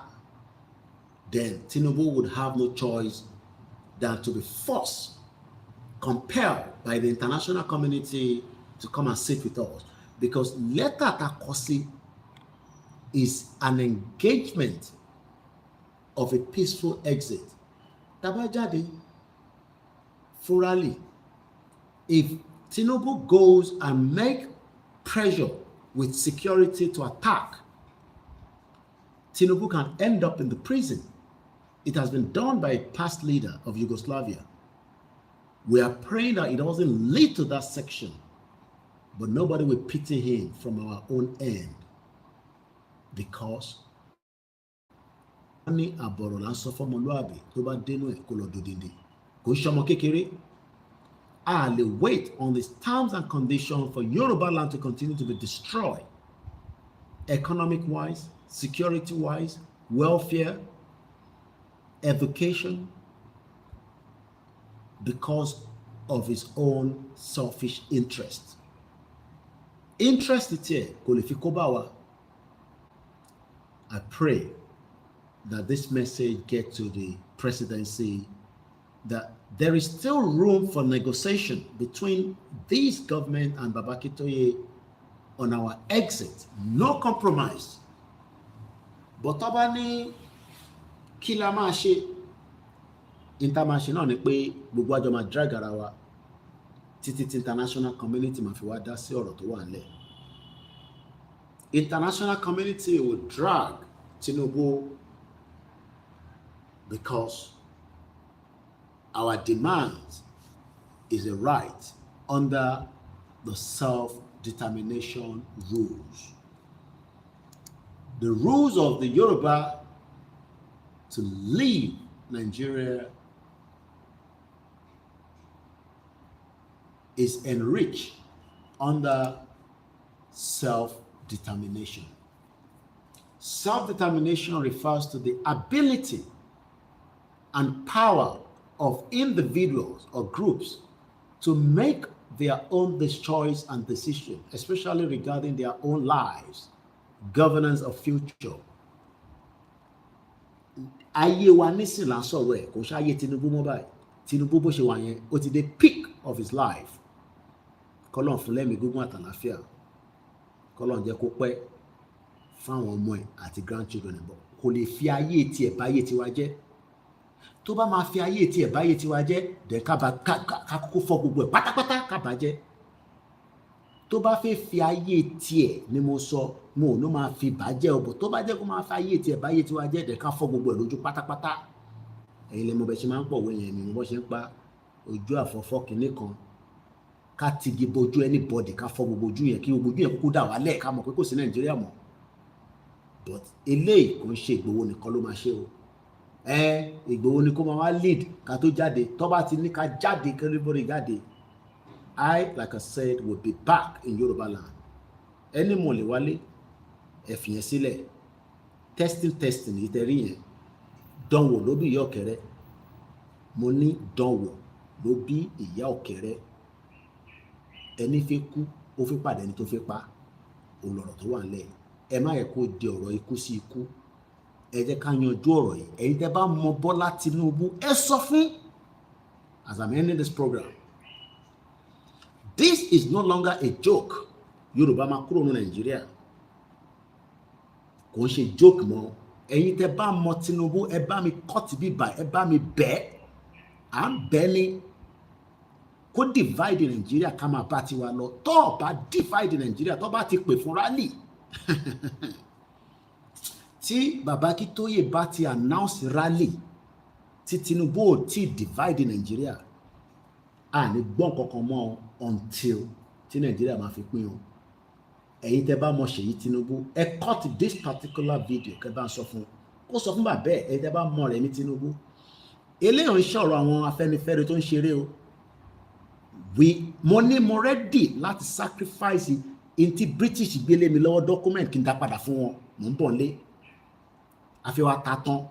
I am ready to give it back to them. Má dá padà fún wọn. Ilẹ̀ mi nílẹ̀ Yorùbá, ọmọ Ìjẹ̀bú ni mí. We will fight to the last blood. Ẹni máa kú, ó pàdé ẹni tó fẹ́ pa lọ́rọ̀ tó wà nílẹ̀. I will not say more than that. Mo kí gbogbo èèyàn wa tẹ support wa fún Koikimedia team tó lọ represent òkú ìyá wa dáadáa tí gbogbo wa tí a rí lọ́tún lọ́sì. A dúpẹ́ fún Baba Akintoye. Ọlọ́run á túbọ̀ lọ́rọ̀ ẹ̀mí yín pé ẹ wálé, àwọn kan ní wọn tẹ̀lé wálé, gbogbo yẹn fàbó ni. Mo kí ẹ lẹ́ẹ̀kan sí olóyè ọmọdé Yẹmọ Ìgbòho ṣá. Mo kí gbogbo àwọn ọmọ Yorùbá tó lọ sí ìsìnkú náà. Like I said earlier, ìsìnkú yẹn private ni. Whatever anybody is saying, ẹ̀yin lẹ́ni time tẹ́ lọ ń gbọ́ nǹkan sọ. Àwọn tó lókun ní báwọn ṣe fẹ́ ṣòkú wọn nìyẹn. Kò sí nǹkan tẹ́ fẹ́ ṣe sí. Táwọn ọmọ olókun bá ní báyìí làwọn ṣe fẹ́ ṣe, wọ́n ní right. Ìwọ náà ní right, ó ń challenge bàbá ẹ ni. Ìbí wọn náà ń challenge bàbá ẹ, ìbí wọn náà ní family nílé. Tó bá dẹ̀ mọ̀ pé bọ́ ṣe ṣòkú yẹn, ó jẹ́ kí ẹ ṣe ọ̀rọ̀ Yorùbá nation níbẹ̀. Ẹ lọ́dọ̀ àwọn family ẹ pa náà. Ìwọ náà ó ní right kó lọ lù wọ́n pa. Kó dẹ̀ ṣe Yorùbá, kó pé gbogbo wa ká wá bẹ́ẹ̀ ṣe Yorùbá nation níbẹ̀. Tó bá ní báyìí láwọn ṣe fẹ́ nǹkan wọn, bọ́ ṣe fẹ́ nìyẹn. We have no right to determine how they want to run the affairs of the event that took place in Ekiti. I'm not here to be explaining anything to anybody. And they have done it the way they want to do it, and they're happy with it. To bá lọ síbẹ̀, ó ráyè wọlé, ó wọlé, ìyẹn kọ́ ni problem tiwa nísìn. Problem tiwa nísìn ni pé bá ṣe máa prepare ara tá ṣe fi gbára wa kúrò. Torí ayé aláyé là ń gbé nísìn àtẹ̀gbẹ́ ayé wa mọ́ báyìí. Ayé ẹ fún mi ní 1,000, ẹ send 10,000 sí mi. That is not the kind of life that we should be living as Yoruba people.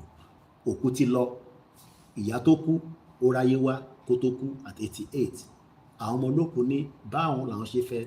Ṣẹ̀yìn tẹ́ bá lọ ń gbọ́ program kan, ẹ má pè wá sí àwọn nonsense program kankan. Mo sọ fún yín, ẹni tó bá bíbà bẹ́ẹ̀ dá nínú àwọn tí wọ́n sọ̀rọ̀ yẹn, ẹni kan máa bọ̀ nílé. Èmi ti wálé báyìí, èmi ti prove ọmọ kan fẹ́yìn, ẹni káwọn náà prove ọmọ kan káwọn náà wálé kájọ pàdé. Àtẹni tó náà ti gbàlú, àtẹni tó náà wọ́n gbàlú, ẹ jẹ́ kí wájọ pàdé ká mọ ọmọ kan láàrin gbogbo wa. Mo kí gbogbo yẹn wa tẹ support Koikimedia fún ìrìnàjò tí a lọ sí Èkìtì.